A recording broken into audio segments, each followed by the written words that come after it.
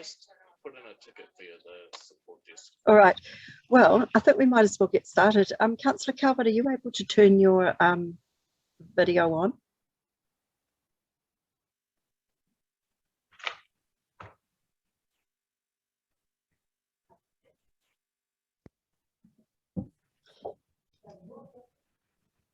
Liz? Oh, there she is. Good.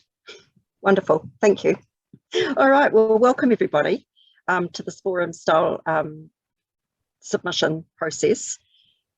So I'd just like to introduce myself. I'm Deputy Mayor Sarah Free. I'm chairing this. I've got Councillor Calvert and Liz Kelly, who's our iwi representative from Ngāti Toa. And I'd just like to welcome the public participants. We've got Caroline, two Carolines, and Valerie. So this, the process we're going to use is we're going to give everybody 5 minutes to have their say without comment. So up to 5 minutes, and then we have the chance to ask questions, and it's actually an open process for asking questions, but I just, it's a small group, so I'm sure it will work fine. But if you can just put your hand up and I'll just try to conduct things so that we don't get too, you know, so it doesn't end up with us all trying to speak at once. All right, and just to ask for respect. I mean, hopefully we're not going to have, you know, we will be naturally respectful, but sometimes we have found people with very strong opinions can find it stressful to hear the other different opinions and want to sort of chip in and override what people are saying. That's not the way we want to run this. All right, so Caroline, you actually are down on my list of starting. Are you happy to start and have your 5 minutes? And I'll put my hand up when you're sort of getting towards the end of it. That's me, I think. Yes, yeah. Yes, it is. Sorry, yes, it is Caroline Vincent. Yes. Yeah. Okay, cool. So I never intended to do any kind of feedback or anything like this when I started riding a bike in Wellington. I just wanted to ride my bike. I'm a nurse, so and I live in Brooklyn, so public transport doesn't always meet my needs. And I didn't like being stuck with two cars. I really hated it. So I have now been riding an e-bike around Wellington for coming up for 2 years. I quite often have children on the back.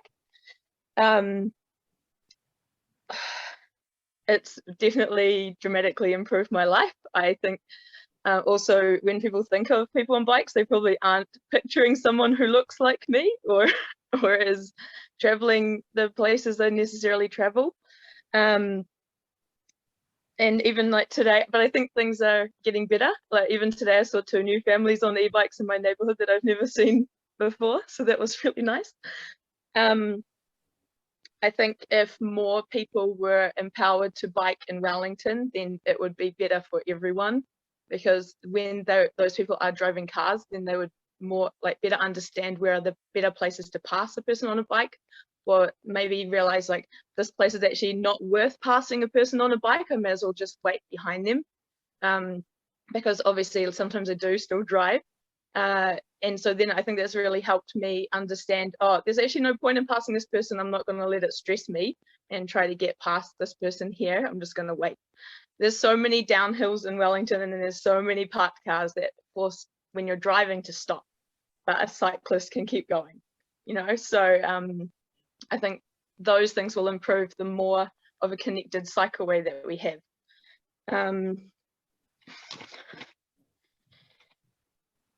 I think it should be that this bike plan is going to help people be more empowered to choose biking more often, especially just for shorter trips. I now quite often just go down to the dairy. Like I live in the upper part of Brooklyn, so I have to, there's still quite a hill to get down to even the shops and back up.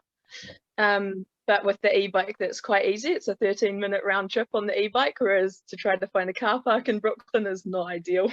I think other things that I just took like notes on when I was thinking about what to say. Every time that I leave work on my bike, I have co-workers tell me to be safe, which was not something that people ever said to me when I was driving my car. So I think that people do have a feeling that it's quite dangerous, and that that's probably putting people off. The Brooklyn cycleway was the biggest positive change to my commute. Actually, when that started going in, that's the point that we got rid of the second car completely. It really helped me feel that the council, it was really encouraging, like that the council really wanted to improve the safety for people on bikes. I also really liked how it was done with like having e-bikes available for people to try. I thought that was really cool. What else? I'm on the routes themselves. For the places that I ride, most of the routes look basically the roads that I usually choose. Other people probably have more to say on the exact routes, but I was happy it would meet my needs. I do think that given that there's going to be clearly a lot of streets where parking is going to need to be drastically reduced, that we really need to be doing this in conjunction with improving public transport, especially just for speaking for my neighborhood in Brooklyn. There's quite often the bus only comes once an hour, and there's a lot of more medium density housing and stuff going on up here that doesn't have a car park available even for each building, which is totally fine and good. Obviously, I want more people to have more places to live, but improving the bike network and improving the public transport at the same time to me is critical. Cool. Thank you. You're perfectly timed. Just almost exactly your 5 minutes. So thank you very much. That was really useful to hear. I'm going to invite Caroline Shaw next to have her 5 minutes. So Caroline, are you all okay with that? Here, it's all yours. Thanks, Sarah. I'm actually just going to share screen with you. And by the way, welcome to Laurie, who's Councillor Foon, who's arrived. Thank you. Can you all see that screen? Yeah, great, thanks. Kia ora koutou, thanks very much for the opportunity to make this submission. This is a personal submission from me. I'm actually a transport and health researcher at the University of Otago in Wellington. I'm a medical doctor with a PhD in transport and health, but this is from my personal point of view.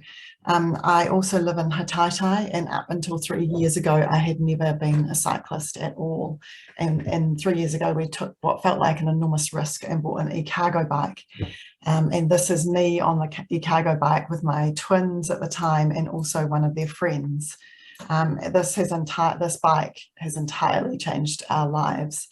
And I want to really say thank you in some ways to you for this proposal, because it will actually, what you're planning to do will allow us as a family to keep cycling.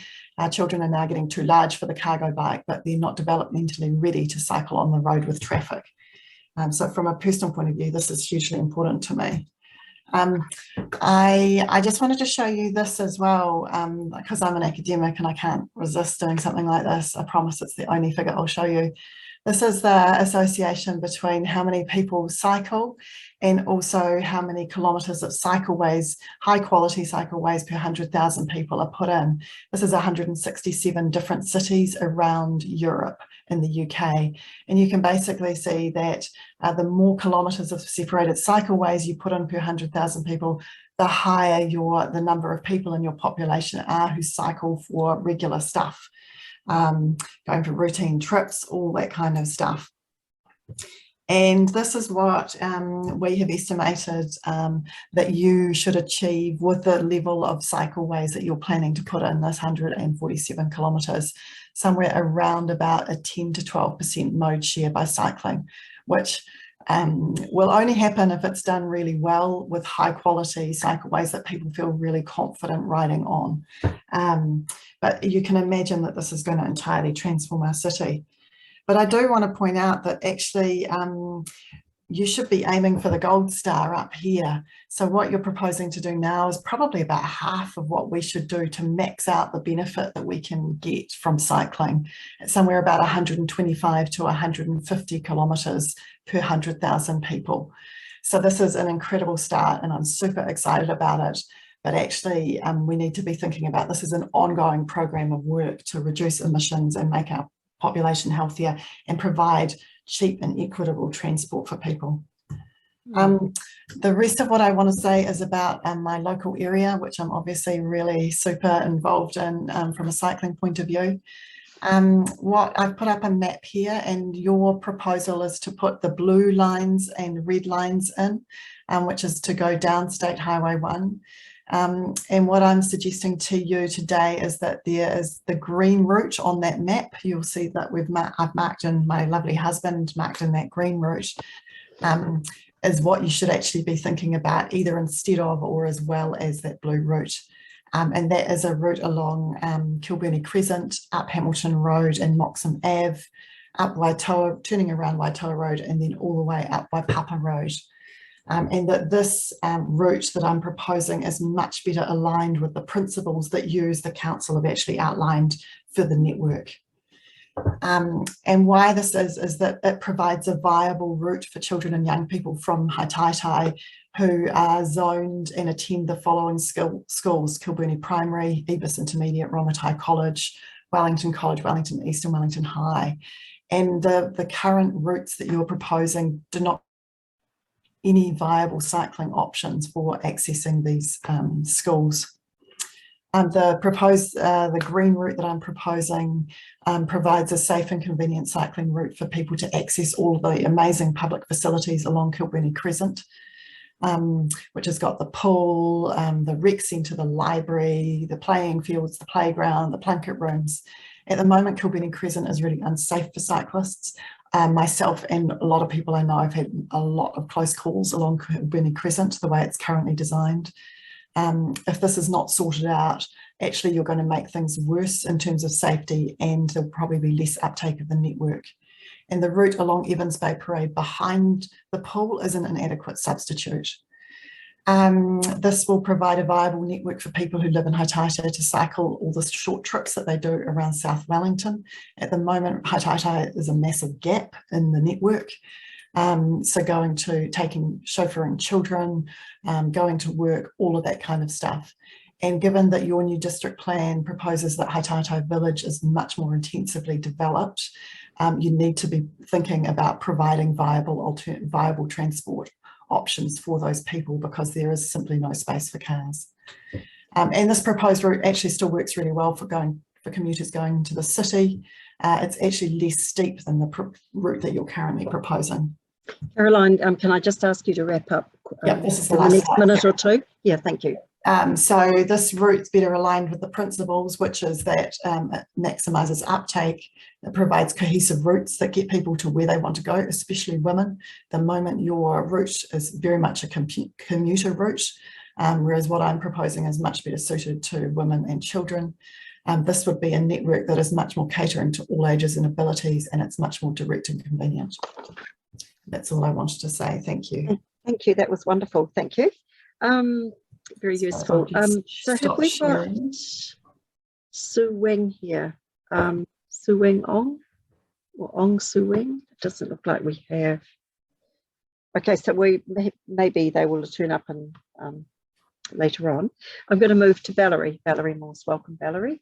Te maari e, whaia te iti kahurangi ki te tua hukwe me he maunga te.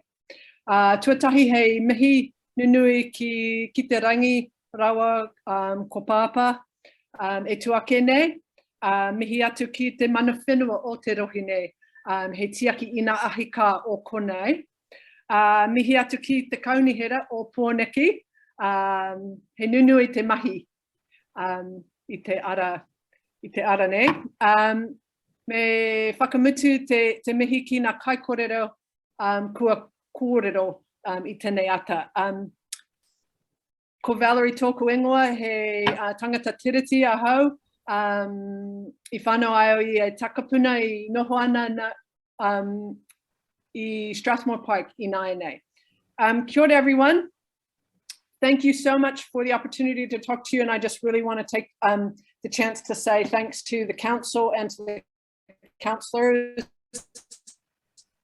for the opportunity to talk. Some of you know don't always agree on political matters for city. Really appreciate your work and your willingness to go to work every day to represent your constituency and doing that we do. For 23 years. I started biking in 1999. Valerie, we're actually finding you're cutting in and out a bit. I just wonder if you would mind turning off your video to see if that makes it a little bit easier for us to hear the audio. I'm sorry? Oh, I just wondered if you turned off your video function, we might be able to hear you a little bit better, because at the moment something's not coping internet-wise. Yeah, apologies. I will turn off the video there. It's better. It is much yeah. better. Yeah, so I just want to reiterate, if it wasn't clear, that I just want to say a very big thank you to all of the councillors and to the council staff, the Democracy Services, for this opportunity to talk to you all. And I appreciate the work that you do as councillors for the city. And I'm excited about the possibilities that you're putting forward. I've been biking in Wellington for 23 years. I started biking in 1999. And what I've witnessed over that time is certainly more bicycles, but what I've mostly witnessed is a lot more cars. We've got cars everywhere, and they're really dangerous. So I want to start off, I guess, by saying what I think is good about what's there for the cycle network right now. And I just really want to support the previous two speakers who've talked about Brooklyn and the awesome cycle lane going up Brooklyn Hill, which is really great. And also about the possibility of rejigging the plans to better meet the needs of some other parts of the city. So I bike from Strathmore through the pedestrian tunnel under the airport every day. And I come along Coots Ave. And I'll tell you, Coots Avenue, I think it's Avenue, is not very safe. Coots Avenue's got space for about four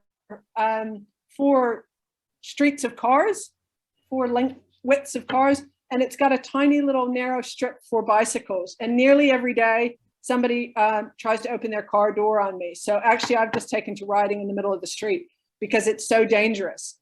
Those kinds of bike lanes don't work. What does work is the awesome cycle lane going up and over the Constable Street Hill. That's wonderful. And as I biked there many years ago from Kilburnie at night for my Te Reo Māori class, back home to Newtown, it was a terrifying ride, but now I actually love that ride up and over the hill, and it's so great. But the problem is none of these things are connected up. And so you go from a place where you feel safe to a place where you're being shunted out into traffic. But I just want to say that even when we do have places to ride, oftentimes,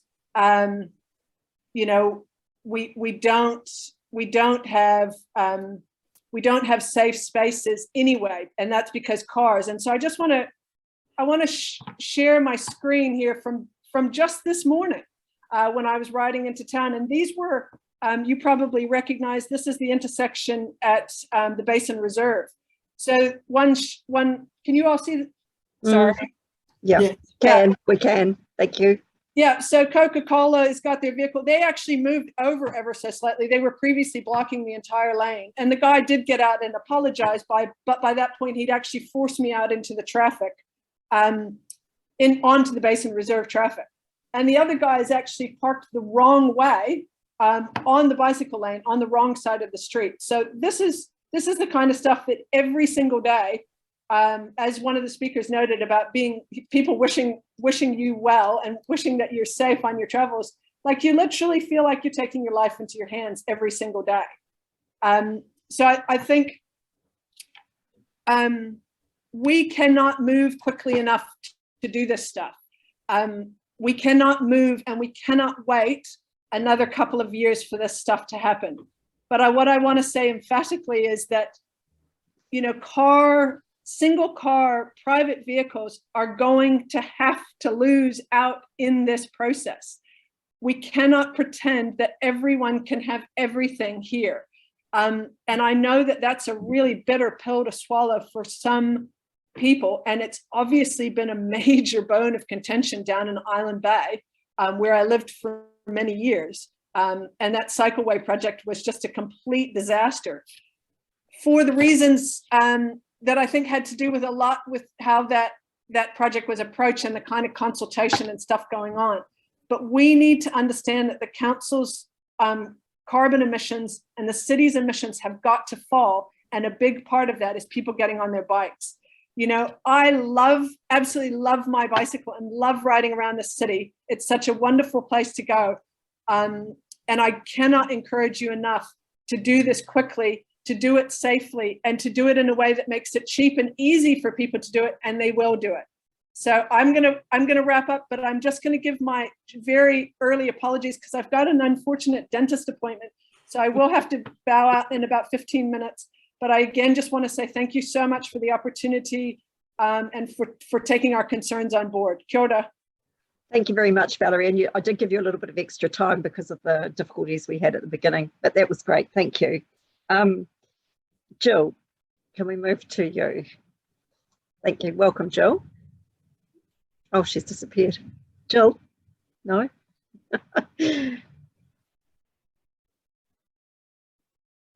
All right. Oh, there you are. It's all over to you now, Jill. Thank you. Sorry, I just had That's to all right. go blue. Oh, Sorry I was late. I was missing an email, something to do with being away. Okay, so I want to, with the exception of a couple of things, I want to be fairly big picture. I guess for me now, it's not just a case of being able to get around the place safely. It's about our climate. And the Wellington City Council has said we want to be zero carbon. Well, we all know our biggest carbon emissions are transport and waste. We haven't got a lot of cows, so we can't blame the farmers. We've allowed, over the years, just more and more parking. It's kind of crept up on us. I just went and watched the movie Belfast. And one of the things that was really noticeable was this was in the 60s and there were no cars parked on all the little streets. And the kids were all playing in the streets. And people were getting about by bus and bike. And I thought, that's what it used to be like. Kids could play in their own streets. The elderly could get around safely. Yeah.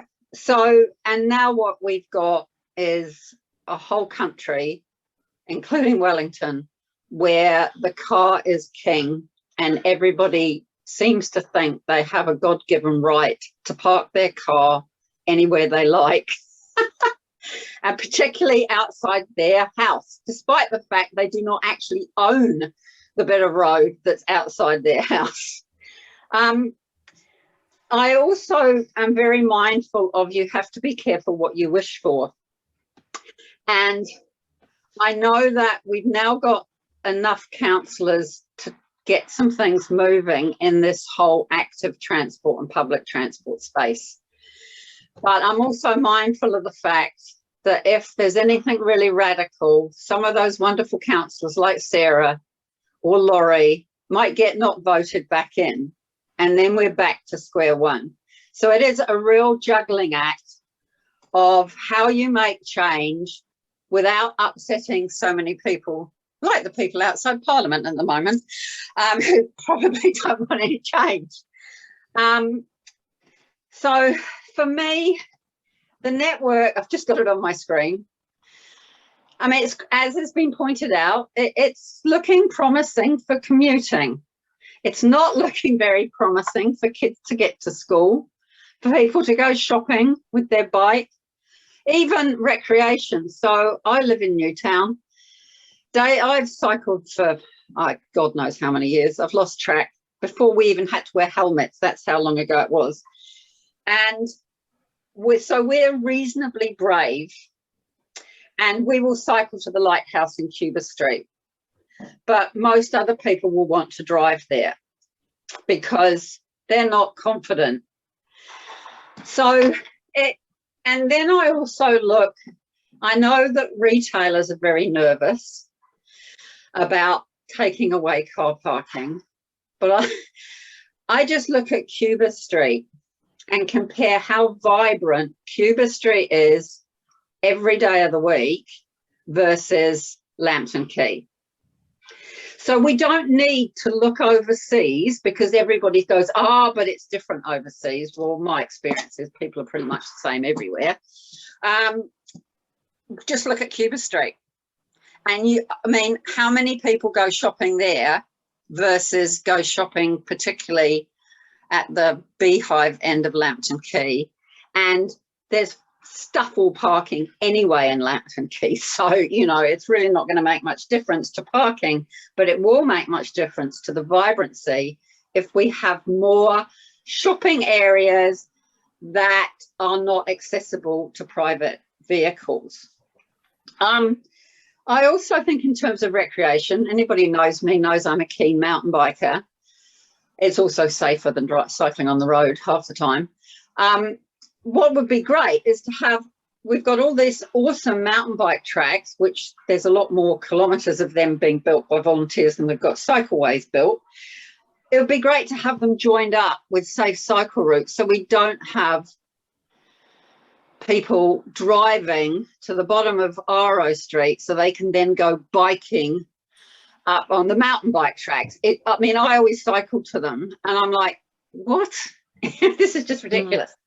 So the other thing is, look at where people are already cycling and then take the route that way. So a really good example to me is the council seems to have an obsession with a counterflow cycle lane down Wilson Street. This is just a small example, despite the fact that it's bloody dangerous if you pop out of there on the wrong side of the road at a bus stop, so that if the bus is there, the car drivers driving south are not going to see you as a cyclist.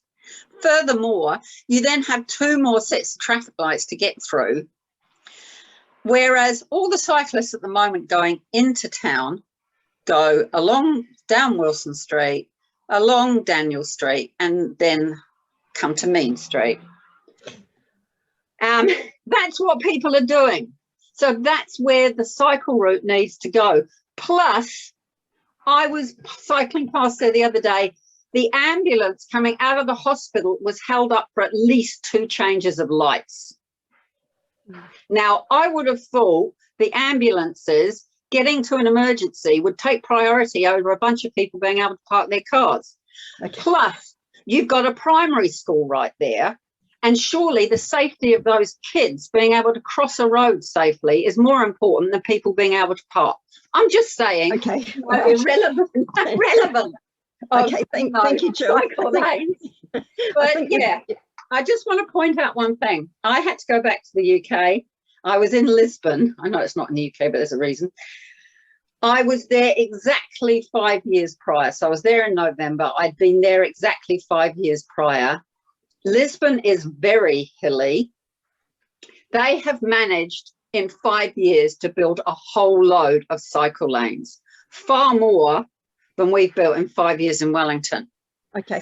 Hey, so, Jill, I will have to ask you to stop to wind up, or maybe that's a good place to leave, because I do want to allow 15 minutes for our questions, and somehow we've managed to use up a bit of time with all of this and comings and goings and what have you. But thank you very much. Right now, for the questions, it's actually open to anyone to ask questions, so hands up if you're interested. So I've got Councillor Foon straight away. There is an icon you can use in the reactions button if you wish to put your hand up, but I'm happy for people just to wave. Councillor Foon. Thank you, Deputy Mayor Free.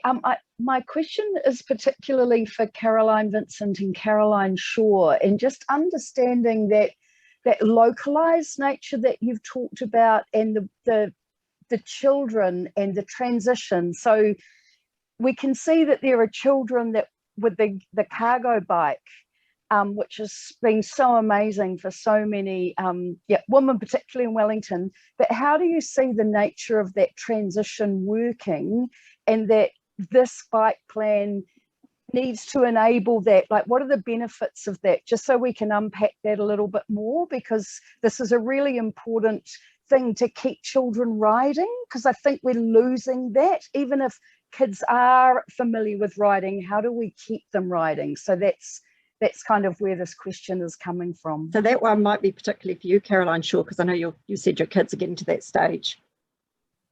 Yes, I can say a couple of things about that. Our eldest child, who is 12 now, and he cycles to Ebis every day from Haitaitai, and I make him cycle on the footpath because it's unsafe. He's developmentally not ready at age 12 to interact with 2-ton or 1-ton cars. He is desperate for a cycleway. And this would also facilitate him being able to ride to school, also down to the activities he does, sort of underwater hockey practices at the pool in the morning, all of that kind of stuff. And I think what would happen is that it would facilitate independence of children at that age, where they are interested in being independent, but there are not opportunities for them to be independent. So I think from that point of view, ensuring that the network is designed to go to the places that children need to get to is going to be the thing that allows children to actually take up cycling at these ages, where in New Zealand it's actually going down. It's quite interesting to me that few people have made the points. I think Jill made similar points that we need the network that we've got is good for commuters, but not necessarily considering all the things that need to be considered. I did wonder, given the proposal you put up, Caroline Shaw, where would it go after Waipapa Road? You said, I think, Kilburnie, Crescent, Moxham, and then Waipapa. From there, where would it go? So the bottom end would connect into what's happening in Kilburnie, obviously at the end of Kilburnie Crescent. And the top end, I had proposed just taking it up to the top of Waipapa Road, which will connect up to where Haitaitai School is. Oh, okay. Because lots of the kids in Haitaitai School, they stay there for the intermediate years, but then they are zoned to come down to Rongotai. They go to college, they go to high and east as well. So that would funnel them in to give them a decent option to actually get to school as well. And I know lots of the younger kids go to sports around the area as well, because we are in sports teams and so on. So, and at the moment, I think we are the only people who ever ride to sports because around South Wellington, because the facilities to cycle are so bad. And when you get there, there is nowhere to park your bike. Okay. Other questions? Deputy Mayor Free, oh, yep. Sorry, I did ask just for a response from Caroline Vincent. Oh, sure. Well, if that was possible. Sorry. Absolutely. So for my kids, I'm not sure. We live at above Todman Street, so that's quite a hill to overcome, even going down. But I do see heaps of other kids walking or biking in the neighbourhood, and I think we really need to make sure that they can do so safely. And we actually go down to O'Farrow Bay School, and there's quite a large proportion of the kids there, given that it's the size of the school that it is. There's quite a huge proportion of people who arrive by bike, either on the back of their back of their parents' bike or on their own bike. There's even an 8-year-old girl who comes down Murchison Street every day and then goes on Happy Valley Road on the road to school. There are quite a few trucks. There are parked, I would really like the council to get rid of the parked caravans that are always there, constantly there. There are often boats in the way. I feel like if people want to buy those sorts of things, they should probably have them on their own property. That would already drastically improve the safety for that one child who bikes to school, and her sibling also bikes, but she bikes with her dad. So I think the network is going to make it safe for any kid. We don't want any kid to be, at the risk of really being squashed by traffic on their way to school. That every time I see her, I have my, my heart in my throat watching her. Yesterday I was the car behind her, so I just waited to protect her from the other traffic. Yeah.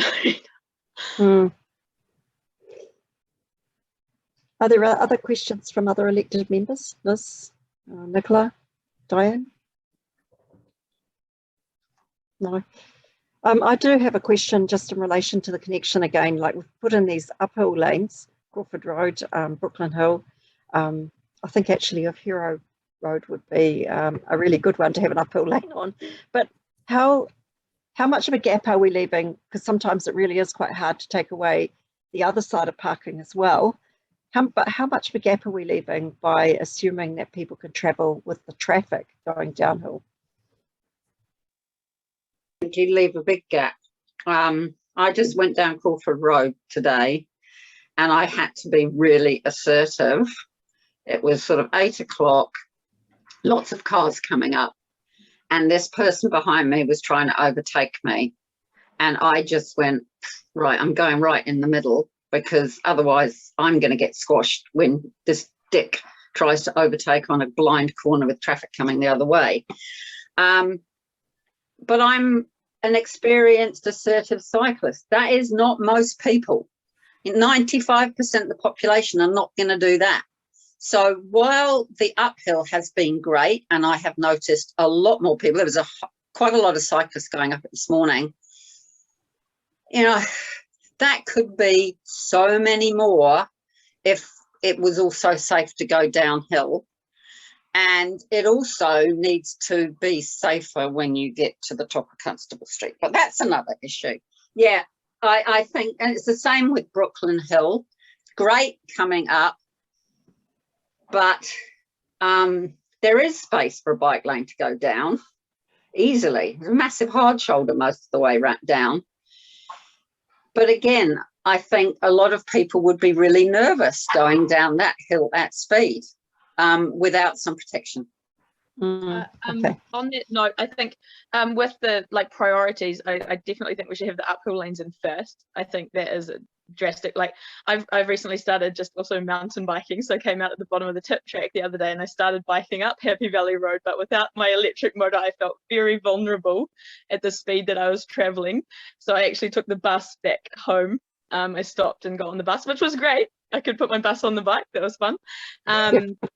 But going down the hill, I totally agree. You have to take the lane. I think, though, this is one of those things where when more people are biking, or even then they would understand that they don't need to overtake, and that's the sort of thing, that's like an education thing or an understanding thing. I have so many people when I'm going down Happy Valley Road at speed who still try to overtake me on my cargo bike.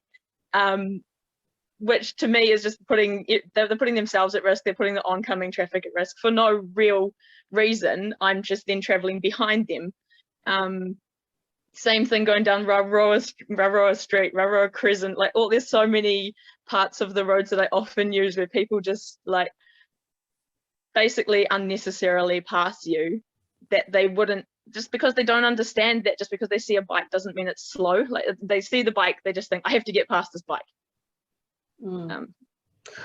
I would reflect the question back to you in a way, Sarah. Would you let an 8-year-old ride down Crawford Road in that traffic? Well, I possibly think that 8 is actually quite young to be on a bike, even in the best of circumstances. If you look internationally at high cycling country, children that age cycle independently. I wouldn't let a 12-year-old do it either. I would never let my son at 12. So by leaving the downhills out, I know that it's politically more palatable, but you are not actually addressing your own principles of the network, which is an all ages network. We don't need to look very far to see that it's not going to be an effective solution if you're genuinely trying to get and provide a network that works for children and young people. For unconfident women, we did a whole lot of research out in Lower Hutt with women. And they're totally clear. They need cycleways that they can ride with their children, and that take them exactly the places that they need to go, and they don't have a 300-meter gap in the middle of it, which is incredibly unsafe. They won't ride if that's what we're providing them. They're just not going to ride. Yeah, I take your point. Are there any questions? Diane, do you have a question, Councillor Calvert?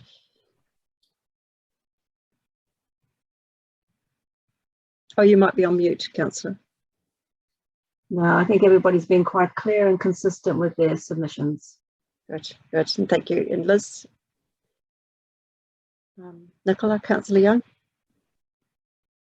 No, I don't have any questions, thank you. Okay, well, I had one last one, which was actually about the aspect of shopping on bikes, actually, because a lot of our retailers are really concerned because they think that losing car parks means they're going to lose customers. I just wondered, it interested me that you said, Caroline Vincent, that you regularly go down to the dairy because it's actually more convenient, a 13-minute round trip, I think you said. But I just wonder if we could take a little snap at what sort of things people actually shop for. It might just be useful to have in our back pockets if we are trying to talk to retailers about this. So depending if I don't have work that day and I've taken the kids to school, then I usually go around to Island Bay and I sometimes do my like supermarket shopping, or I'll go to a cafe around there, and then go back around the bays to go home back up Happy Valley Road because it's a bit more gentle slope. But sometimes I have gone then back through the city and then to go back up the Brooklyn Cycleway since that existed. Other things, I guess, with shopping, I'm going into the CBD far more frequently than I ever did when I didn't have a bike. And that's just like random purchases, cafes, whatever, like, because you can just much more easily stop. There's a lot of bike parking around. I used to avoid the central city because just the idea of trying to find a park anywhere near where I wanted to go was just a bit of a nightmare. Even like going to Te Papa and things like that, you know, you quite often can't find a park if you go by car, but if you go by bike, it's usually fine. I've got a cargo bike with big bags on it. I can take a week's worth of groceries if I don't have a child on the bike quite easily, and I'll go down to Newtown sometimes. So yeah, because Brooklyn doesn't have a supermarket, then I'm going to other suburbs to do that. I work in Pūroro now, and so I sometimes after work go there and then come home with my bike, and it's not a problem because I've got a battery. So. Yeah, okay, well that's cool. Caroline, I think I saw you. I mean, we do the same. I ride down to the warehouse if we're going to the warehouse in Lau Bay, Briscoe's down there, Rebel Sports for the endless sports equipment we seem to need to buy these days. We go shopping in Kilburnie really regularly, down to Farmers, the children's favorite shop, the children's bookshop.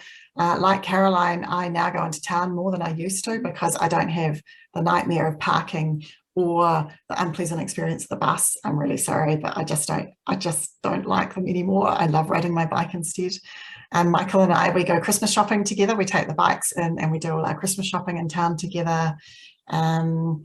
It's just, I think maybe we're a family of 5 and everyone eats quite a lot. So doing a full week's shop for 5 in the bike we can't quite make that work. So we do, our shop gets divided up and mostly that can fit in the bike. We take kids to scouts, cubs, sports on the bike, go to the pool on the bike.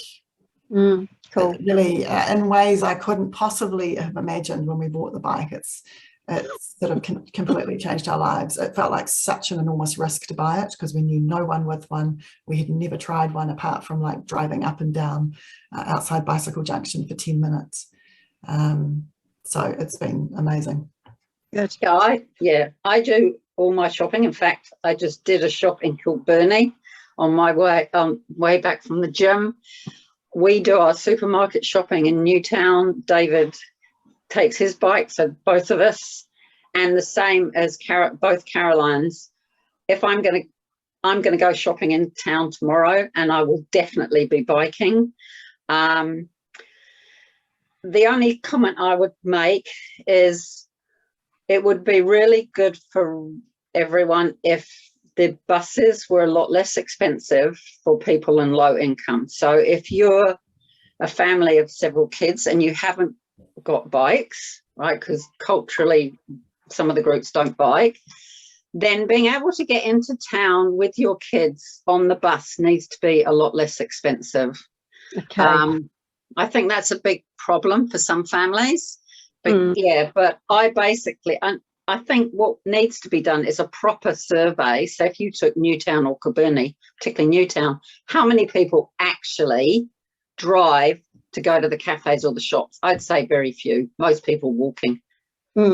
Okay, well look, I think you're right. We did have a survey done and it did show it was a lot less than people thought came by car. But look, I'm sorry, but we actually, after me thinking that we had time, we've come to the end of the session. I'm sorry, Councillor Poon, but we haven't got time for any more questions. I'd like to just sincerely thank all of you and thank my colleagues, Councillors Councillors Young and Poon and Representative Liz Kelly and Calvert, Councillor Calvert. I'd like to thank them for their attendance, but most of all, thank you for your thoughts and useful feedback. Thank you again. And I've written notes, and I'm sure many of the others have as well. So thanks for the opportunity. Be considering it. Thank you. Bye. Thank you all. Thanks so much. Thank you. And I believe for those councillors and Liz that are here that we actually have a lunch break now. So we're back at 12:30. It'd be good if we could be here just a little bit before that so that we know we're all here and we can get started promptly. All right, so I don't know how many people who are participating today have been to one of our forums before, but normally we have 5 minutes for each participant.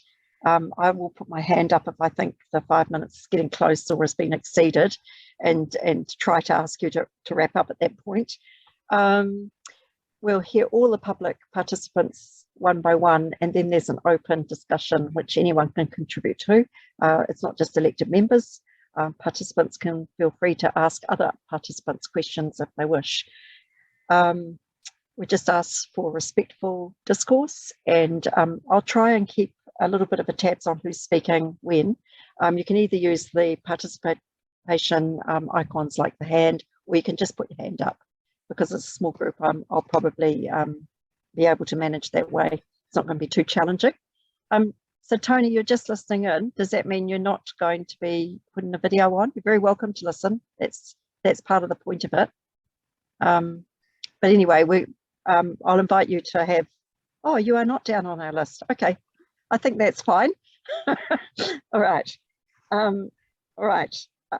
Letitia, is that part of the process that we can have just observers? Yeah, we're able to have Tony present. We do have two other people who are meant to be present in the session, but I will just follow up with them to see whether they're still planning to attend, but we are able to make a start.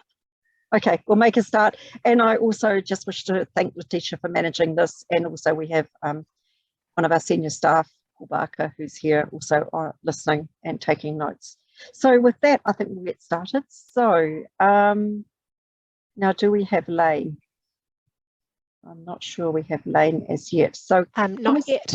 So can we start with you, Joey? And you have 5 minutes. Yes, thank you, Councillor. Well, let's try to turn my video here. There we go. Yeah, thanks everyone for your time. I'll be probably pretty quick.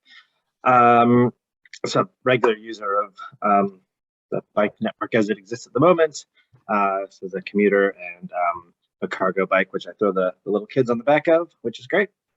In terms of feedback on the plan, I'm broadly supportive. I think most of it's correct. Most of the key routes have been identified. So yeah, generally supportive. A couple things from me. The first one is I think the plan, as it's currently constructed, overinvests in some pretty relatively low value recreational routes. Long routes down Happy Valley Road, things from the route from Lyle Bay all the way around the Miramar Peninsula, which is perhaps a lovely recreational ride for people that have the time and inclination to go for really long road rides, but is not the sort of routes that are actually kind of, in my opinion, achieving the kind of priority outcomes of this investment in terms of actually helping people move around the city, which is where I think our first priority will be. I think there's some very long, expensive routes around that perimeter, particularly again around down Happy Valley Road and out around Miramar Peninsula, which I think we could probably be investing more smartly elsewhere. I just don't think there's that many people that need to get from Lyle Bay to Karaka Bay at the end of the day. I'm sure there's some, but probably not too many. And then in terms of where you might prioritize elsewhere, I'll back the home suburb here for a moment, and I think we're missing a trick by not having anything in the plan within Hataitai. Based on the geography of Hataitai, unless you have a route that goes down the kind of main spine of Hataitai, down Moxham Road through the village, and then down to Hataitai School, there's really no safe way for most cyclists to access the network. The alternative routes are just too steep. So you're kind of asking people to spend quite a long time on some moderately busy roads, unprotected to access the network. It's a big population area. It connects schools in a village. The geography supports bike infrastructure relatively easily. So I do think we're missing a trick in not investing in that infrastructure in that population center, and as opposed to some of those more recreational rides. The other one, less close to my heart, but I do also similarly question the approach to Brooklyn, where we're running the route down Happy Valley and Pūroro Road rather than actually through into the heart of Brooklyn where people live, and kind of basically bypassing the main population center in Brooklyn, to go down a route that is just very low. There's just very few houses, very few businesses. I wasn't entirely sure why we would be investing in that route down Happy Valley Road when we've got a bunch of houses and people not that far away. So those are my main bits of feedback. So overall supportive, but I think in general, if we pulled back a bit on some of those really recreational routes and put some more investment into the heart of some of our suburbs, I think you'd get a lot more use out of the network, and it'd be a lot more functional for helping people get around. Thanks for your time. Thank you, Joey. Very succinct and clear. Right, so next up is, do we have Lane? No. Lane won't be attending, but we do now have Gary present. Okay, well then Gary, welcome. And, hi guys, sorry about that. I've got 2 of these today and I had my timings a little bit wrong, so apologies about the delay. Yeah, we saw you've been quite busy on the submission front, but we're very keen to hear what you've got to say. No problem. Thank you very much for the time that you've made available. Obviously, a good way to do it online, given we can't do it in person. Look, I really just wanted to, if I may, just highlight a couple of points that we made in our submission for the Kilbirnie Business Network. And look, a lot of what we've said in our submission, and I'm assuming that you've all obviously had an opportunity to review that and read it, actually relates to what we submitted on the last time that this particular proposal was put forward, albeit in a slightly different environment. I guess it was just a pop-up proposal then. But look, I'm not sure, looking at the cycleway network and the plans, it looks like the proposed cycleway, if it's developed, could go along Āmua Road between Rongotai Road and Coot Street. And look, we have some concerns about that that relate to the following things, I think. One is that we believe that Āmua Road is a particularly busy street because you've got both supermarkets where you've got your main access points to delivery of stock and so on, Pack and Save and Countdown. We've got the Chemist Warehouse, which is reportedly coming into where the old warehouse stationery business was. And obviously there's a new multi-level retail and residential apartment building going on the corner of, I'm just going to turn my phone off so it doesn't ring, corner of Āmua Road and Rongotai Road. So it's a jolly busy street.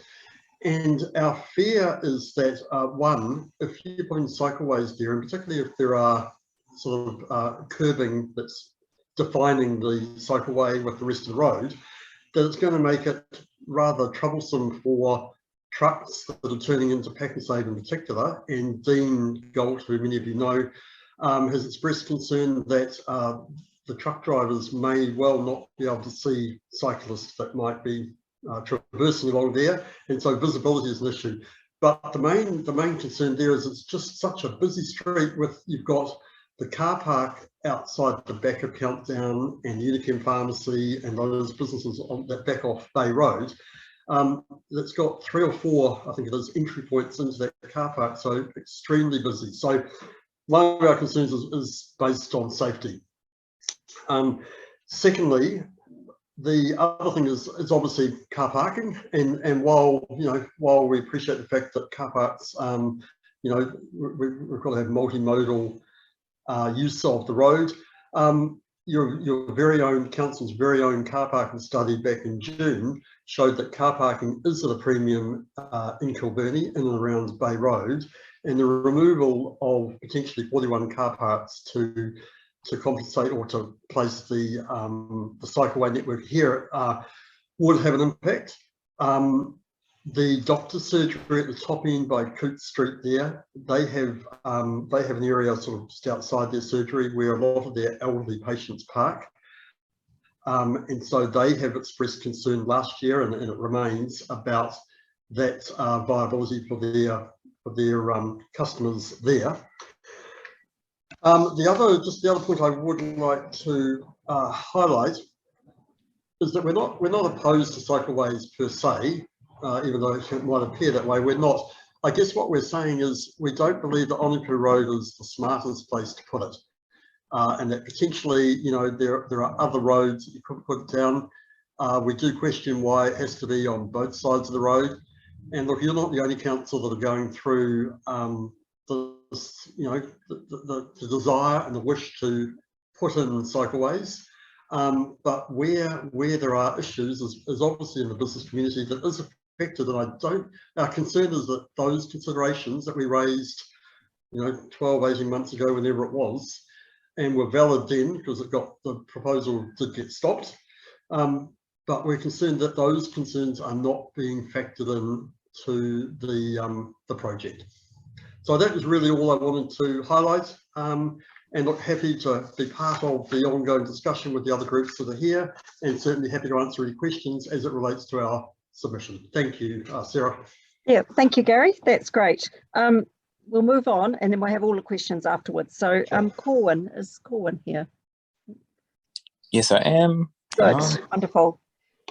Hi, yeah, I'm a cyclist who regularly rides in from Takapū Road to the terrace, and there's quite a lot of good stuff on the way, but one of the glaringly obvious thing is that I have to ride on a 70km/h road every morning, which is Middleton Road, and it's quite narrow, and I feel the frustration of the people stuck behind me while I'm going 45, which is generous because I've got an e-bike to sort of compensate for that. But yeah, it is problematic. So I'm glad to see that it's in the priority for the first 3 years of this plan. I've walked it a couple of times, and I can see there are already a lot of good places where you could already make a 2 metre wide or whatever it is you do footpath without it taking much from the road that, as you feel as a driver. But then there are parts where there's got to be something like, yeah, finally, like at the end, I noticed that there's a cutting through a hill. Like we could even go around that hill. I don't know who owns the part there. When you're coming south and you're almost at what's its name, Westchester, there's that final 35 corner or whatever it is. The bikes don't need to necessarily be part of that equation. We could go around the hill, or the hill could get cut more. But yeah, that is a big priority for me because I used to ride in from Kapiti to Pōneke, and there's 42 k's you can do when you're off the road. You're not annoying anybody at all. You're basically no road until you get to here where I live now, and you have to ride this terrifying road, and I had to work myself up for it for like an hour and a half doing easy stuff, and it's like, right, it'll be fine. So yeah, I'm keen to see that one. Everything else, it looks like you're just making a network, which we sort of need. And with Brooklyn, no, not Brooklyn. Maybe I did see it the other day. I think it was Brooklyn when we went up to the turbines. I saw there's the temporary one that's been put in. That it looks really cool, and I like the way that you can just quickly make a temporary one. So I wonder about the merits of quickly getting on with making like partial cycleway separation for walkers as well, because there's no footpath on Middleton Road. Like you can't walk from Pōroro to Central Wellington, and that just seems silly. It's like you can't really walk from the hut to Wellington, but Waka Kotahi's sorting that out. So please sort this out, Wellington. That's I spend a lot of time walking up to Hotokiwi and then down along and then down, because that's quite adventurous, but not everyone, you can't get mobility scooters up that goat track, for example. Mm. Oh, I just remembered the thing I put in my submission as well. This is a big barrier to us being able to bike to my daughter's granddad, because he lives in Johnsonville and we never bike there. We always have to drive, because I wouldn't take her on that 70k road unless we go via Ohariu, which we've done once, and that takes 2 hours, 3 with kid stops, and a little nap in the middle. But yes, it's encouraging that there's a few little extensions in Tawa, because Tawa is quite steep, so you do have to still ride a little bit to get anywhere, but the whole Tawa network's amazing. It seems like what it should be. You should just not think about cars. So that'd be ideal. I also talk on behalf of Mana Cycle Group. I did say that in the email, but Mana Cycle Group is broadly and supportive more bike paths. This is the option with the most, isn't it? That they've chosen. So yeah, we're happy to see more people riding bikes and of all ages and stages and abilities, without being, hopefully if we can target to make sure that not everyone feels that they have to ride on the paths as well, because road cyclists are very fast and sometimes they can scare people, slower cyclists and pedestrians and prams and stuff. But yeah, I feel that the council's agenda is lined up with mine though. Good. Oh well. Oh, I'll talk about it in the discussion more, but yeah, I see some very good points about Kilburnie there. That's not close to my heart, so I can view it detachedly. What points are those? Oh, well, we'll save the questions for later. But Mount Vic is getting its own new bike path, new mountain bike track. That's good. I'm just looking at the map. Sorry. And yeah, I wouldn't ride round the coast at the bottom just because there was a path there. I would ride down the the peninsulas down there. I'd ride them on a bike just for fun if I was going to. But yeah, good that there's so much red already there. Oh, finally, sorry, yeah, there's the other part. There's the Johnsonville coming down to the gorge. That the wider we can make that, the better. But don't take any lanes from cars. That's a very, very big, important road to go up safely. First time I moved to Wellington, it was terrifying, having a trailer and being in the middle of 3 lanes, turning a steep corner downhill. Okay, thank you, Paul. We'll look forward to hearing some more from you in the question time. That'd be great. Adam, can I invite you to have your 5 minutes? Hi, yeah, thank you very much, Councillor. Just a bit about myself. So obviously by my accent, I grew up not New Zealand. I'm from Canada originally, did a lot of riding in Canada, and so I'll have some of the insights from there. I live in Hataitai. I have a family. We all bike a fair bit. Like Tony, I have a cargo bike as well. I get my kids around. My partner does as well.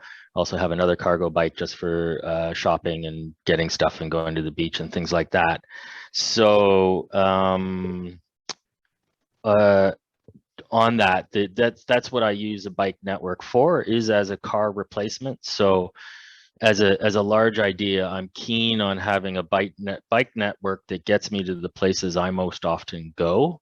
So I would echo the concerns about having, longer, if we only have a finite amount of ratepayers' money, putting it into accessing the places that people tend to go the most, and that is, school, work, grocery shopping, entertainment downtown, things like that.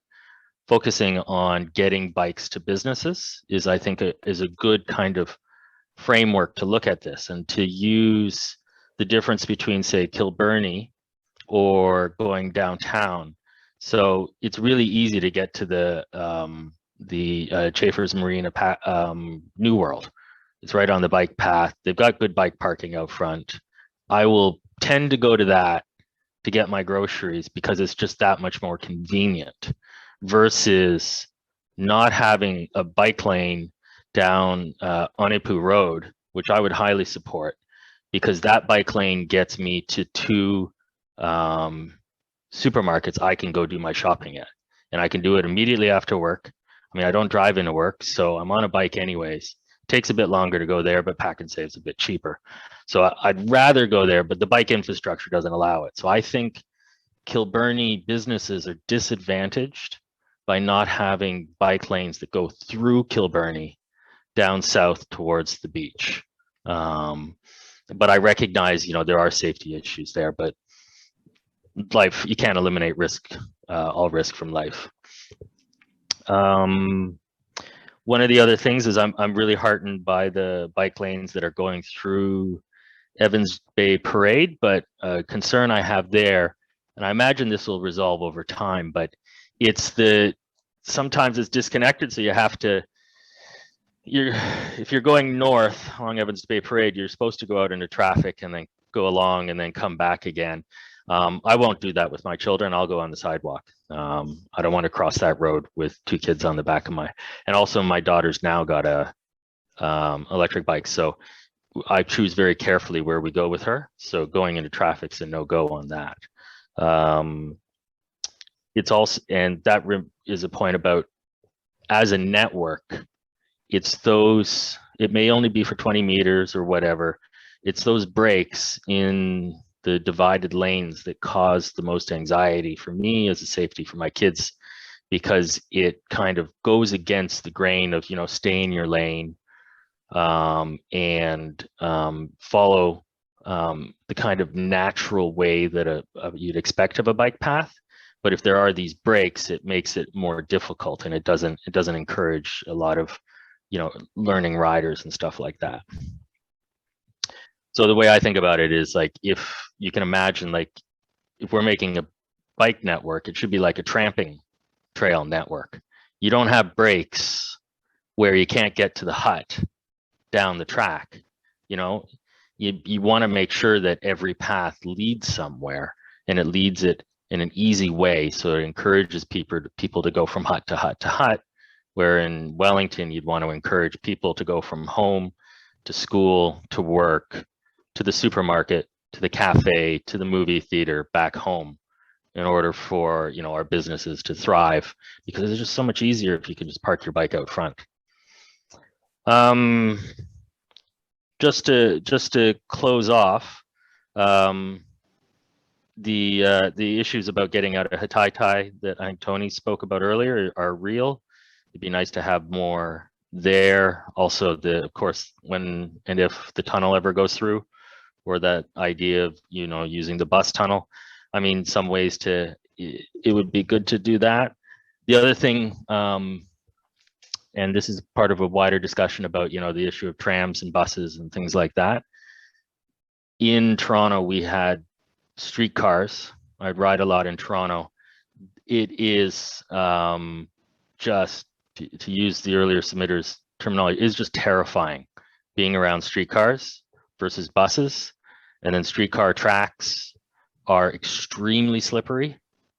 If you've ever tried to ride over tram tracks, you're taking your life in your hands. So that should be considered in considering about if there is going to be a discussion about trams. They're just not amenable to having bikes as well, especially for people who aren't used to losing traction on wet steel. But other than that, I'm happy to discuss anything else in the discussion. Okay, thank you very much, Adam. That was perfectly timed. All right, well, thank you to everybody. We're going to open it up now. And as I said, it's up to anyone can ask a question of anyone. Just put your hand up if you think you want to go there. Yeah, we start with call one. Yeah, I just want to know what a streetcar is. Streetcar is a tram. It's just Right. it's just how we say it in Canada. Because I was cars that are on the street are terrifying too. So I was relating with you there, but yeah. So yeah, no, in Toronto you'll have the streetcars. They go down the center lane. The trams, and often when it's not rush hour, there's cars parked along the other lane. So it's like 2 lanes each way. But if you're riding in non-rush hour, you're almost forced onto the tram tracks along with everyone else. So there's no choice as to where you ride. You're riding on, you know, where the trams are. So if that's the design that Wellington eventually goes with, in terms of tram, it means that you really do need another separated bike lane, versus if you go with, you know, buses, like electric buses, you can go on the same lane and there's less of a danger to cyclists. Okay, thank you for that. Councillor Foon. I'd really like this to be a discussion, especially while we've got Gary, because Gary, I really thank you for coming along and representing the business community. And that saying, take a walk in our shoes, like I think you're getting a sense of that today, just by hearing the way that people's lifestyles are changing. So I guess I'd like to have a discussion with all of us on how is it that we can support businesses through this transition? Because it's very hard for a business owner to understand that change is happening and maybe not so many people are coming by car when that's not what they're seeing. But yeah, I guess I'd just like to understand that a little bit. And so maybe Gary, just starting with you, hearing the way that people's lifestyle is changing, but what else could we be doing as a city to help businesses be supported through this transition period? When you say transition, you mean transition to a situation where there's no parking on the main roads and the cycle lanes replacing them? I think I mean a transition where we're changing the way we move around, and so right, yeah. So yeah. And look, I think you're right that transition or that mode shift is happening. So there's no question that is beginning to happen. However, there's also some realities as well. And who was it that was speaking before? I'm just trying to find the picture. Anyway, the gentleman that was speaking before about the guy that was in Haitaitai, about his choices around where he shops is based on the ease of getting there and being able to park in a bike park outside, you know, New World in that case, as opposed to Pack and Save that's a little bit trickier to get to. And look, I think there is discussions to be had with our businesses about, I guess, educating them about the opportunities for situations like the gentleman that spoke about, who does do his shopping and a lot of his travelling via bikes. And look, definitely applaud that and think it's it's a good way to go, and it's sort of certainly a way that I think we will move more towards. But having said that, the other reality is that, and I've had discussions with businesses about this in terms of they say, in terms of they talk to their customers about how they get to them, and for many of them, that option of being able to bike, while they might like to do it, isn't a reality, because for them, they've got to bring the kids along. It's 3:30 in the afternoon. They've got to go and get something from the supermarket for dinner, and frankly, using public transport or a bike in that situation is just not real for them. And at the moment, that is sort of probably more the case than the numbers of those that might bike. So having said that, there are opportunities for encouraging and educating our businesses about the opportunities that exist. It's not going to be for all of them, because, and again, I'm not anti-cycling, but this is a feedback I've had. The hairdresser that says to me, well, hang on, they've never had a customer that comes in and spends an hour getting their hair done and then goes and puts their cycle helmet on and rides home, because in that sort of situation, it's not real. So the main point we're making about the Kilbirnie situation on Āmua Road is it's a safety issue. So there are a lot of movements of vehicles, trucks, and delivery vehicles that are crisscrossing that road. So if you are arguing to put it down any other road, we might be going, well, hang on, yep, that would work. Āmua Road is probably the worst road you can choose. And so we're coming more from, that is not the road to do it on. Is there somewhere else we could put it? Are there any other considerations? How council officers normally will prioritise a number of different scenarios and versions and give you weightings and give you options. I've never seen any other option for crossing from Coot Street to Rongotai Road to connect up with the existing cycleway network does there. I've never seen any other options to connect it apart from Ōniku Road. So I guess my question of the staff that might be on board, or the obviously your elected members or councillors, is there any opportunity to explore other avenues before you finalise a route? If I could just ask a question there too, Gary. Yeah, I recall that we didn't go ahead with the, I think it was a COVID-related response at the time, and we decided that we couldn't do all the ones we wanted to do. So actually, Brooklyn Cycleway came out of that package, but it wasn't that we necessarily thought we'd never do Ōniku Road. It just wasn't the right time. But yeah, I mean, we have heard in the last session about people who do shop, quite seriously shop with their cargo bikes. Do you see that there's that's possibly a trend which is going to increase?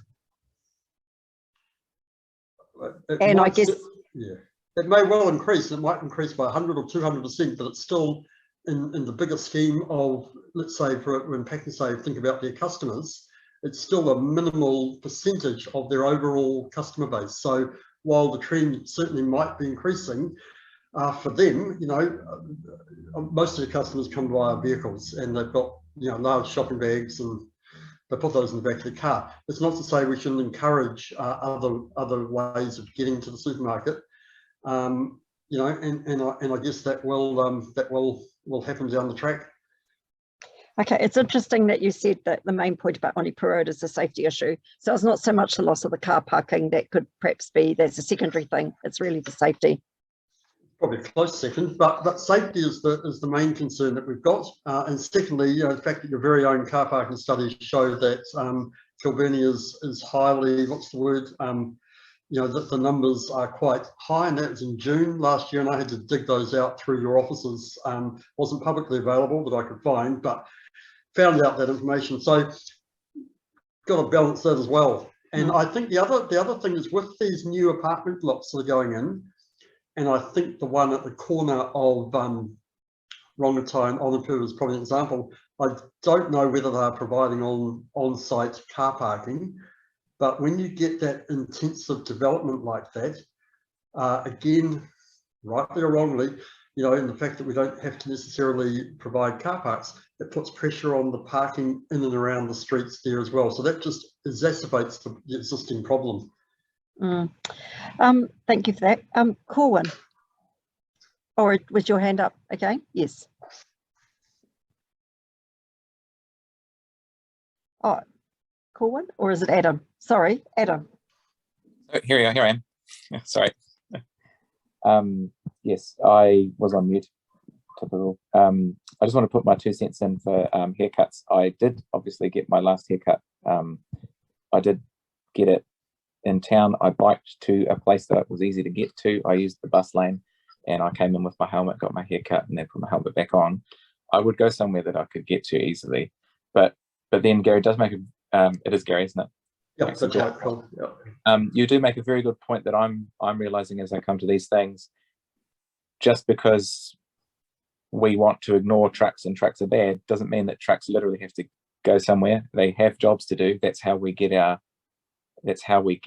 things moved, and they have to go on the road. And it does make sense that a busy road with trucks is not necessarily the best one. Like out in the hut, getting to McDonald's from the waterfront on a bike, I do have to go in an industrial area, and it's kind of iffy. I wouldn't put a cycle lane there to try make it feel safer and have encourage more people to use it, because there are trucks and there's safety concerns. There are also lots of different that diagram has a lot of lines there in Kilburnie, and some of them look redundant, where you could just go a bit further over before you go down, or or any other there are a few other options there. And the thing with cargo bikes, I think the problem is, when you have a cargo bike, I'm sure you love having it. It's a truck. It's like you can do anything, but there's a huge barrier to most people in Wellington who can't just splash out on a cargo bike. I don't have one myself, and I splashed out on an e-bike or whatever, but I might consider a cargo bike. But the hundreds of thousands of people, like, yeah, most people do drive. If the buses were free, that would be good. No. Yeah. All right, that's we've got Adam and then Councillor Young. Thank you very much, and I hear what Gary's saying. I mean, the Āmua Road, like around Pack and Save and Countdown, can be quite busy. The challenge is when I ride my bike through there is like Mahora, like on the Pack and Save side. It's okay to go through there, except that when parking there, the cars back out, which for a cyclist is a little bit more dangerous because they don't see you as easily. It would be nice to go around Queens Drive, but that's really narrow. The advantage of Āmua Road is that it's so wide, you could probably get a bike lane in there and parking so that people could park as well. It's those hard choices that we have to make given the geography we have. The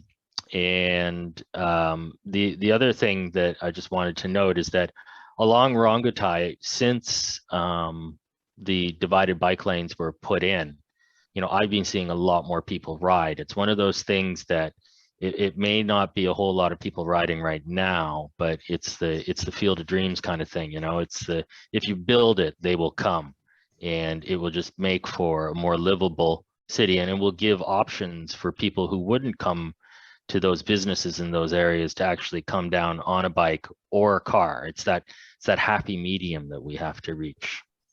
Thank you. Thank you, Councillor Young.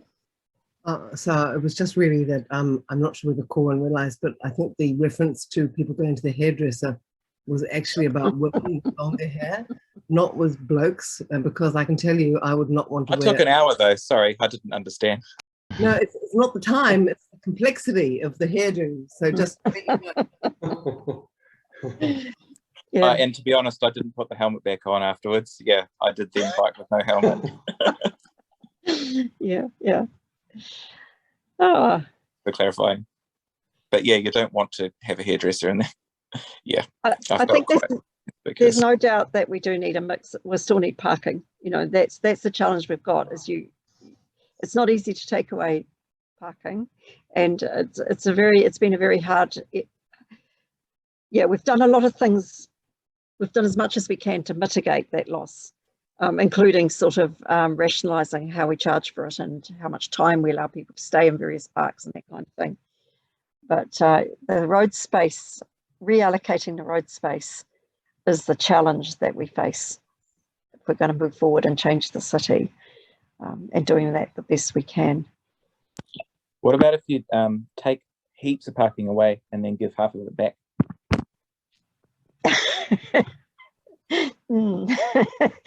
Yeah.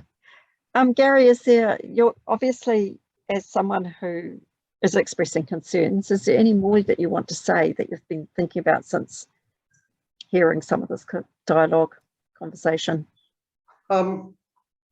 No, but one thing I am interested in is the proposal, and you may not be down as far down the track yet, is it for a divided cycleway? So it's got some sort of berm or some sort of divider, or is it going to be sort of just lane markings? What's the idea around that? So because that does have an impact on this whole question. So what we're talking about at the moment is very much a trial sort of scenario, but I see that our staff member Paul Barker's got his hand up, and he is actually the best person to answer this. So Paul, I invite you to have a look, I was going to say that. So the bike network plan talks about rolling out a network in 2 stages. Transitional stage, which is similar to what was proposed as part of the COVID response. So it's using temporary materials and trialing stuff. And so if we were to, and sorry, just to go back to your question, what has decided? Nothing has been decided yet, other than there's a line on the plan to say that we would like to develop a cycleway, high importance cycleway along Āmua Road. We would then go back and look at then what form that would take. There's various forms, and the bike network plan started to go into the different standards we could have. In some cases, actually not marking space but lowering speeds so that everybody can share, that might be appropriate. I think through Āmua Road though, that's probably not appropriate there. It's the volume's too high to bring everybody down to the same speed. So what we'd like to do is trial something, and that would give that opportunity for businesses there to feedback as part of that trial. And if everybody's, once everybody's sort of comfortable with that approach, and we've tweaked the lanes, we've got something that we can all live with, then a second wave of cycleway will come through, which is the permanent cycleway. So we're talking about transitional cycleways first and a transformational cycleways. Are you proposing down both sides of Āmua Road, and if so, why? So at this stage, and the bike network plan would suggest that from Rongotai Road down to Lyle Parade, that it is on our strategic networks. That's we consulted on. We haven't got whether it's on each side of the road, or two-way on one side, or two-way on the other, or just in one direction. So that would come out of the next piece of work that we'd need to do. Right, and so what would the next piece of work be? Because obviously you're going to listen to all the consultational feedback now. When, is council making a decision on this, at what point, and is there any further consultation once potentially a decision is made? Cool. So the next stage for us as officers would be to, once councillors adopt the strategic network, which we'll be asking them to do on the 10th of March, we will then projectise the whole network. So we'll break it up into bite-sized projects. Some of that work has already happened to be able to prioritise, and then once we will start at the most important and work our way through the network, when the time comes to start looking at Āmua Road or Kilburnie as part of the network, we will look at that with a transitional lens, look at what we can trial. So again, it's following the model that we used in Brooklyn Hill. We will look to pop up a bit of the network, test it, get some feedback from the community, and that's where we'll get that feedback, is once it's in place.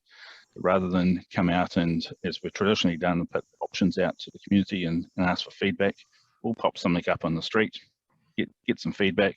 If it's not right, we're able to quickly lift it and change it just by doing tweaks, because that's the whole approach of using that transitional approach. Right, well, just the only other comment I would make, and look, we've still got major concerns about it, but I don't think trying it on both sides of the road will get a fierce backlash from our association and our members. I can promise you that, I'm afraid. I was interested. If it's only on one side of the road, that may not be so bad, but we're just going to re-emphasise there are safety concerns. I was sort of interested in this approach, and I know a number of the submitters sort of talked around it as to whether this two-stage approach to developing a network, a transitional approach that we're able to get a good chunk of network out over the first 3 years, and then we follow in behind that over the following 7 with the more traditional large-scale changes, the big curb and channel replacement. That's the approach we're taking. We haven't received a lot of feedback on the bike network plan to that approach, so I'd be interested if people have if I can just chip in, the Brooklyn process, even though it was a transitional process, we still took on quite a bit of feedback before we even did the trial. And this is the whole point of this. It's not, that there can still be some adjustments from what we're hearing before we even go and do the trial. So that's the value of hearing from people about high taitai, of hearing about maybe focusing a bit more on schools. Maybe that Middleton Road is really important. The sort of things we're hearing, they all feed into the process. So we are working as closely as we can with communities through this whole process, but we also want to work with a little bit more pace than we've been able to achieve to date. So that's a bit of chip in from me, I guess. Corwin, you've got your hand up.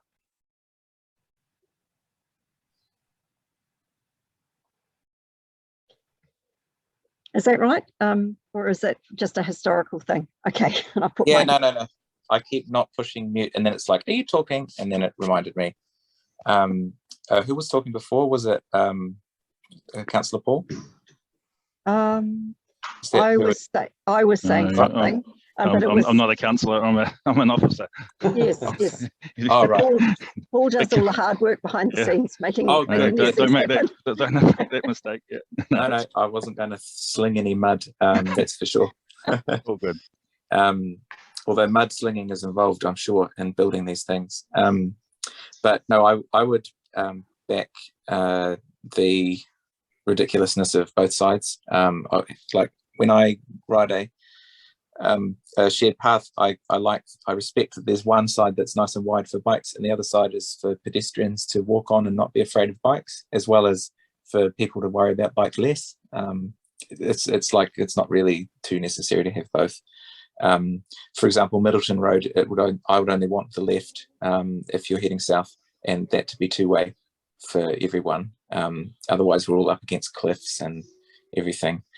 But are you considering the transitional stuff to quickly roll out something such as Middleton Road, or because it's prioritised in the first 3 years, would that maybe be traditional concrete a bit faster? Because there's no footpath, and like most of these places, it's upgrading footpaths, but there's not even a footpath. I'm happy to take the lead from you, Deputy Mayor. Yes, please do answer that. So we're currently looking at Westchester Drive through to Helston Road roundabout. That section has been resurfaced later this year, so we would like to try and change the road markings as part of that. So that's the easier bit. Still a lot of work to happen before you're able to progress that. But you know, we're hoping that we can do something this calendar year. But the section from Westchester Drive through the Takapuna station, that's significantly harder. We're not convinced there is a transitional way of doing that. I know you've alluded to there is some parts of it that are wide enough to get a path in now, and while we could do that, we also heard from other participants on this call that leaving a break in the network is not a good thing. So if we're going to do it, we need to do it right. We haven't got as far as understanding whether each side of the road or a two-way on one side.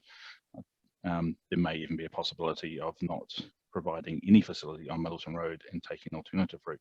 So we are looking at whether we can Rails Road and be on the other side of the stream and railway line. So no decisions yet, but it is of high importance to make that connection. You alluded earlier to the missing bit in the regional network as being the bit between Pōneke and Naranga, with Wakakatahi addressing that. The regional network has the other gap, which is to be Middleton Road. So the gap between Tara and Johnson was a big gap in the regional network. So the city has put its hand up and will address that. A train station optionally just before the tunnel would be good as well if you wanted to take your bike on the train just for that little tiny bit. Yeah, I won't comment on that. There's some things that you need to talk to the regional council about. Yeah, a lot of the comments have been made about the bus services and things like the train stations are not, unfortunately, in our gift to discuss or give. But it's the regional council. Yeah. Right. Well, I think that's probably bringing us to the end of our time, and I think it's been really useful discussion. I'm glad Paul was able to. Thank you very much, Paul, for providing the input from the staff side of things. It's really useful, and I hope everyone's felt it's been useful. I've taken quite a lot of notes. I'm sure others have as well, and I'd just like to formally thank all the public participants for your time and the information that you've given us. So thank you again. Thank you, Sarah. Thank you, guys. Thank you, Sarah. That was very, very well done. Cheers. All right. Thank you. Thank you, everybody. Great listening to each other as well. Much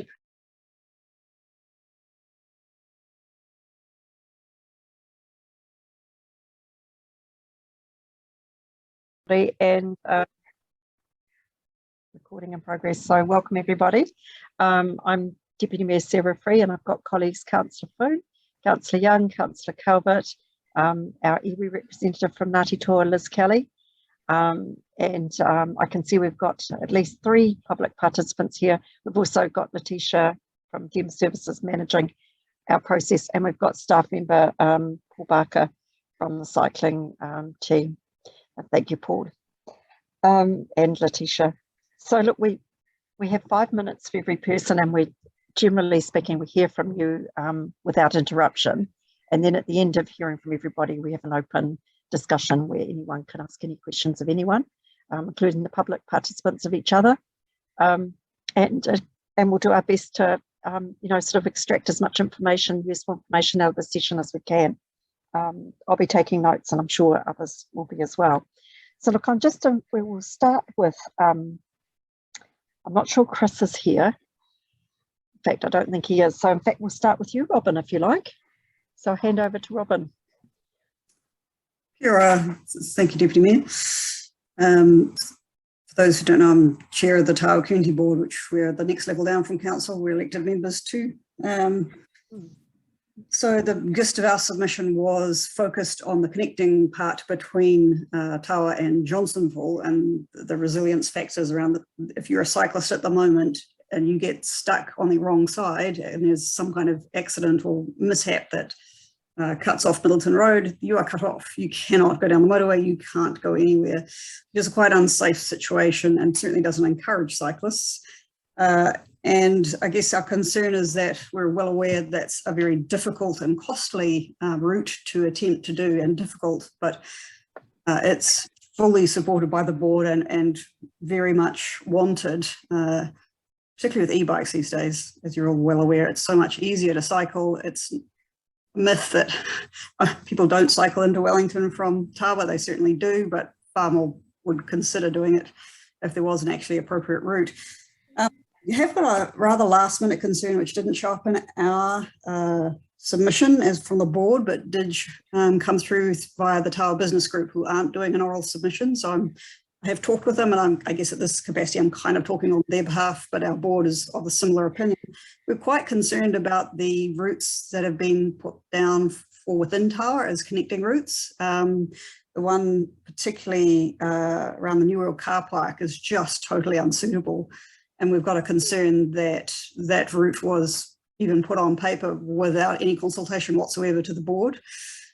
So that is an ongoing concern, a pattern if you like, that I'm addressing at a board general level with the Chief Executive and Stephen MacArthur, because it's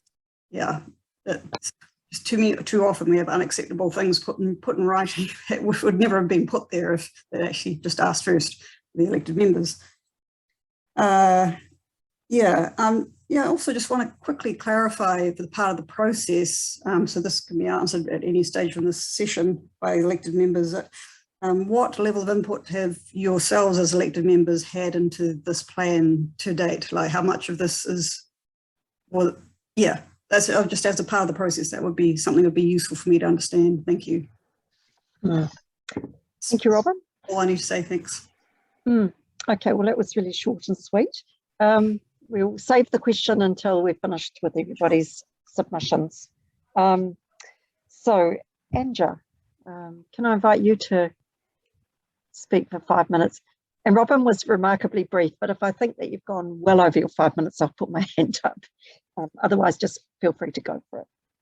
Thank you. Kia ora. So I'm Anya Mesdrak. I'm, I guess, submitting today in a personal capacity, but I also work as a public health researcher with a focus on transport research. So I'll bring in a bit of that because it's kind of inextricably linked to my personality. The first thing I wanted to say is that as a person who's currently too scared to cycle in Wellington, I really, really support having the bike network. So up until last week, I was based in Āwhiro Bay, and I actually tried on multiple occasions to bike. It would be a 20-minute bike ride for me to get from where I lived just by the tip track to work by bike. But after like multiple complaints to the police, close calls, nearly getting hit by tip trucks, I just got too put off. And so then my commute became 45 minutes on the bus. And I mean, that's a whole nother issue. But when the bus only comes once now, it's actually quite limiting. And I acknowledge that I'm a person with a lot of privilege. And if it was that difficult for me to get from A to B and not have the ability to bike, and I'd say I'm a reasonably confident cyclist. I cycled every day as a student overseas. I've cycled in heaps of different countries, heaps of different cities, and never have I been as scared on a bike as I have in Wellington. So yeah, that's kind of my, I guess, personal gist and why I'm really supportive of the bike network. All of the international evidence from a public health point of view suggests that if we put in a strong bike lane, that cycling will increase, and I think it will make the city so much better.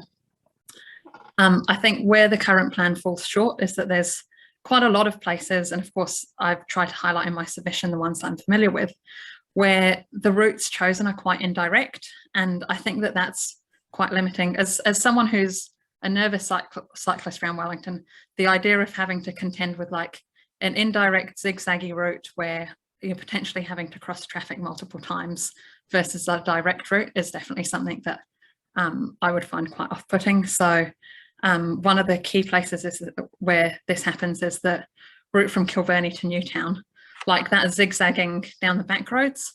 I think that's something that probably a lot of current cyclists do, but definitely as somebody who's who doesn't really cycle around Wellington, I'd much prefer a direct route to Newtown where I could then stop at the shops, grab a coffee, have lunch with friends and kind of get to where I need to go.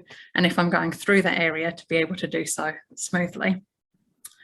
I think that unfortunately there's a really bad like culture around cycling, and I think it's going to be really important to support the bike lane network with other stuff. So I know that this is something that the council is working on, but parking enforcement, speed limit reductions. I think just the fact that the Brooklyn bike lane trial shows that even after the bike lane was put in place, that cars are still traveling on average above the speed limit is pretty bad. And then also sort of like directions, wayfinding and bike parking to make it just as easy as possible. Yeah, and I guess the last thing I have to say is that it really can't be just paint. I think that it needs to be safe for the people who are nervous cyclists and who may not even be cyclists at the moment, but would be in the future. And I think that a key gauge is going to be if you wouldn't feel safe letting your 12-year-old child or niece or nephew or whoever that might be of about that age use the cycle lane, then it's probably not good enough to encourage the maximum amount of uptake. So yeah, happy to answer questions. Thank you, Anja. That's lovely. Thank you. Now we have got Chris on the line now. Chris, are you ready to do your 5 minutes? Yes. Can you hear me now? Yes, we can. Oh, perfect. Well, thanks for letting me in. I had some technical trouble, and that's also why my camera is not working. I actually had to resort to my son's computer because my own wouldn't do it. Nevertheless, I'll try to share my screen. Let's see if that works. Share. And then here we go. Oh. Can you see that? Yes, cool. It's all fine. Fantastic. So this is obviously from Wellington City Council website, and so there's the high-level description of the network that we want. So we want high main commuter routes. We also want neighborhood streets, and then we want quiet residential streets. And I think my main point is that while most of the focus often is on the main commuter routes, because they're prolific, everybody knows where we're going, we want to go into the city to work and stuff. My point is that the neighborhood streets connections and the quiet residential streets are as important, maybe more important, for our future uptake of cycling, because the main commuter routes, of course, they will convince people who know cycling. They've maybe cycled as a kid, but in the future, I think what will drive mode share onto cycling will be if we can get kids to cycle to school again, which has dropped so much over the past decades. So yeah, I think that's my main point. The other point I wanted to make is that the neighborhood streets, in my mind, are often can be as good connections into the city and can be used as main commuter routes as well. So I'm a little bit different to Anja, what you just said.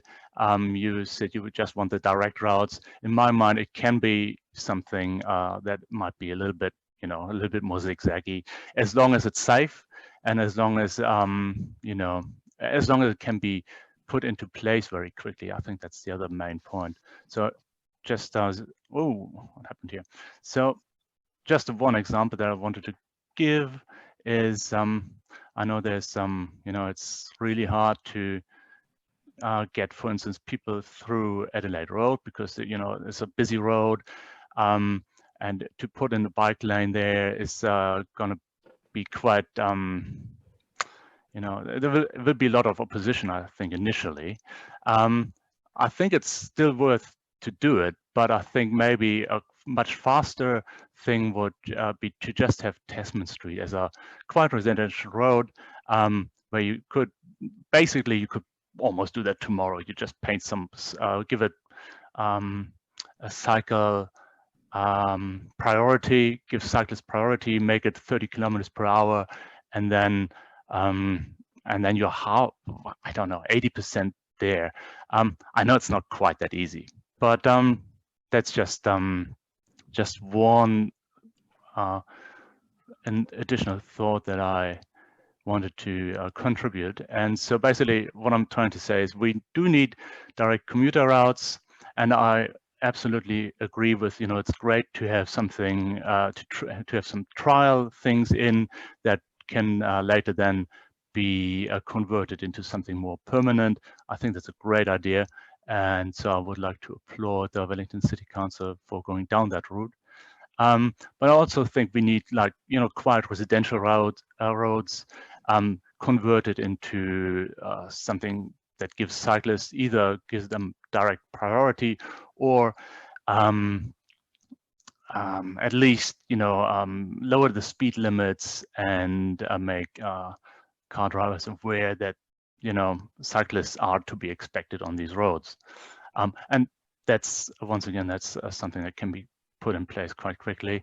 But then also we need the a more system-wide approach where we encourage future generations to be more active, use active modes, use cycling, and not only for them to feel safe, but I think the other important bit is that parents think children are safe on the roads, because otherwise they won't let them cycle, and then they will never learn, and they will just default to driving. And I think that's all I had. Thank you very much for giving me the opportunity to talk to you. Yeah, thank you very much, Chris. And just hang around, because there is going to be a discussion, and I'm sure there'll be some questions coming. Will do. Yeah, thank you. Awesome. Right, Now, so we are moved now to Alex. Alex Dyer, I saw you there at one point. You are there? Great. Kia ora. Kia ora koutou, everyone. Ko Alex Dyer aho. No tapu te ranga aho. Ngā mihi nui. Thanks very much for this opportunity. I'm here representing Cycle Wellington. Today, we've sent in a submission, which I imagine has been seen by most of you, but I've got basically a small snapshot of that, just to reinforce some of the points in there, and for our other people attending today. So of course, Cycle Wellington are strongly in support of a bike network plan. This bike network plan is looking really good. So just first up, just to say really congratulations to everybody that's involved in getting this up and running.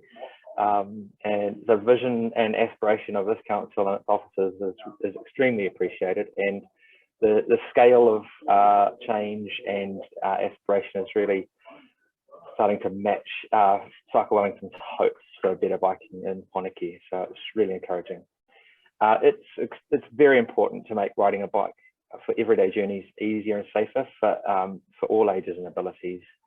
And we strongly agree that a connected network will boost this. People need to get around, they need to do what they need to do, and we need to see biking as a fairly mundane everyday activity, not some kind of special recreational activity. So there's a few things that we could do more. We'd be that would more positively and properly facilitate these bike journeys. There are a few things we could do that are more positive than properly facilitating connected everyday journeys for our city at this point in time. So the long-term impact will be extremely positive for Wellingtonians. As I said before, the network is looking excellent. It will be a very positive impact for all road user types. And also with the changing landscape of work patterns for people and those working from home and businesses along those routes, and the new importance of suburban centres during this pandemic, and I predict into the future. So just some important points to reinforce. 10 years is still too long. We need to see measures and approaches that will realise benefits across the city earlier than that. And we're just keen to see what else the council can do to accelerate redistribution of public space as quickly as possible. And to that point, cycling is not the only tool in the box. We're eager to hear about other means of action the council can take that and should take to reduce car dependency in general. Some next key steps we can identify: low traffic neighbourhoods, traffic calming, but not by using parked cars, a traffic circulation plan, congestion pricing, speed reduction citywide, applying the parking policy fully, etc. So, and I recognise that Let's Get Wellington Moving projects and other initiatives are beginning to make the right noises regarding several of these. Yeah, just to reinforce, we don't have time. A climate emergency demands an emergency response. 10 years is not an emergency response time frame. Other transport projects are projected to take even longer, like things that will help to reduce car dependency and Let's Get Wellington Moving. And walking and cycling infrastructure must be employed and to front load those emission reductions from transport as quickly as possible. So getting more people on bikes should be the most quickly adaptable strategy, while those longer, more time-consuming construction projects take place, i.e. light rail. Council could be more proactive about, I'm just concerned about any of the concerns of business people along the route, given the huge opportunity that more people on bikes represents for local businesses. And I implore the council and officers to do more to really let everybody know what's in it for them, and also what else the council might do to better enable businesses to benefit directly from more people riding bikes past their premises, and to retain their patronage instead of making it seem like it's more appealing to drive to Westgate. So we're very encouraged about how positive the network will be for the interested but concerned people, and we want to see more emphasis given to the needs and concerns of those who want to have more mobility choice. And we're interested to see how council will actually measure this trend as well. So there's some great cycle counters technology out there, but cycle counts alone is perhaps too blunt a metric to really understand, are we starting to attract more women, children, older people, disabled people, the rainbow community into using bikes for everyday journeys? And of course, we endorse that call for more inclusive consideration of those groups. Okay. And we've provided other input in our submission on the connectivity during a workshop as well, and it's looking really good, just to reinforce the importance of connectivity around the schools. And just a few other considerations there in terms of specific different parts of the city. And my final statement: a successful city is not built on enabling everyone to drive private cars. A successful city for people is where anyone can readily choose the healthiest, most fun, cost-effective and sustainable ways to get around for themselves. Kia ora. Thank you, Alex. Thank you. Right, we'll move now to our last submitter, and that's William. I'd like to invite you to talk to us. Yeah, sure. Well, I don't have the same positive outlook as Alex. Where's the network for the Western Ward? It's pitiful. There's no timing, there's no detail, there's no looking at different options, there's no proposal to make Pūroro Tunnel safer and more convenient for pedestrians, cyclists persons with disabilities.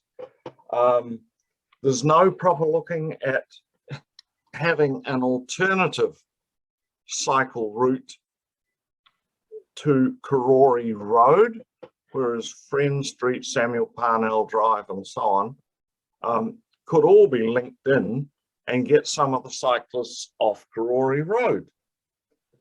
But I heard the bit about cycling to schools. Now, both my sons, when we lived in Upper Hutt, cycled across the flat from McParlin Street to Upper Hutt College. How can you do that here? Our secondary schools are miles away and down the hill.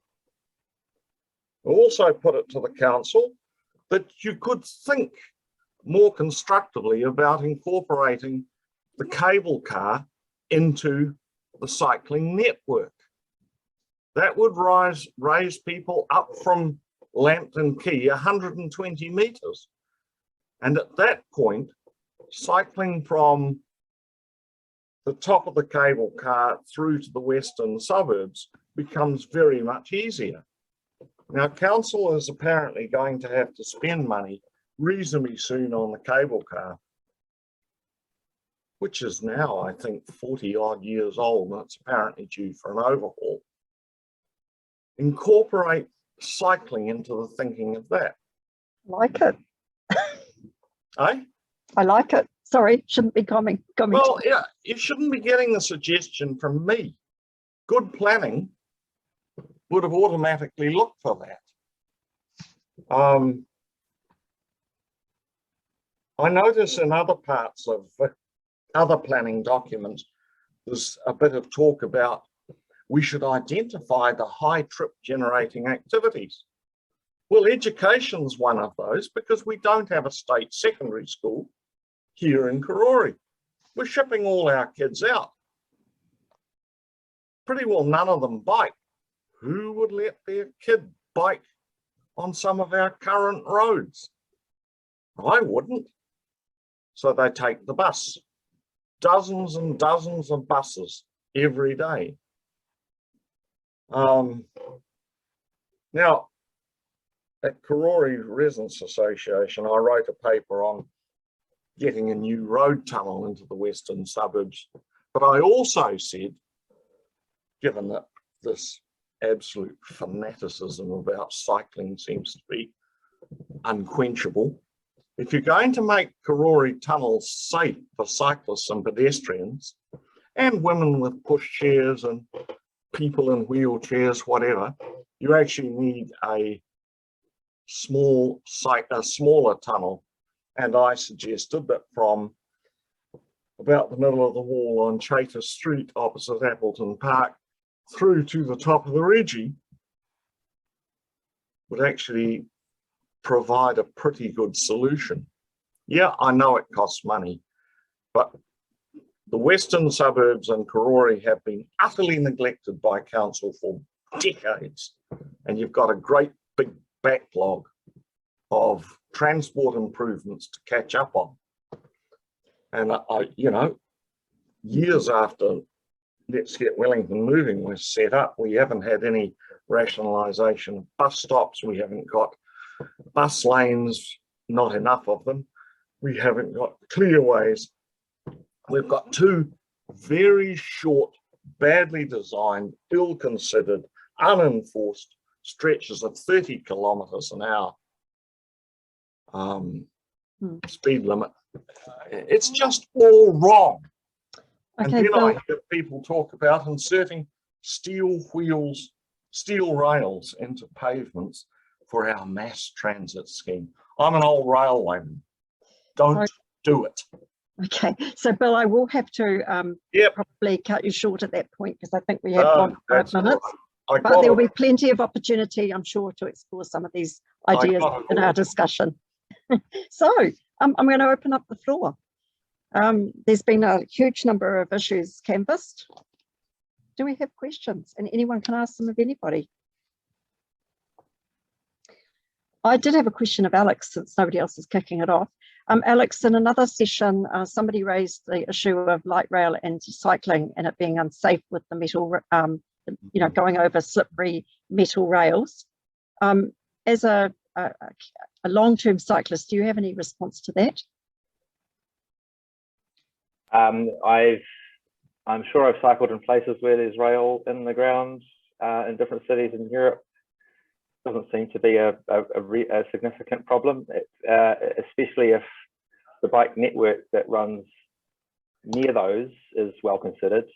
It should be, it's not having rail there is not an excuse to not provide dedicated space for people on bikes. Especially if you're riding in line with the rail line, you need to have your own space.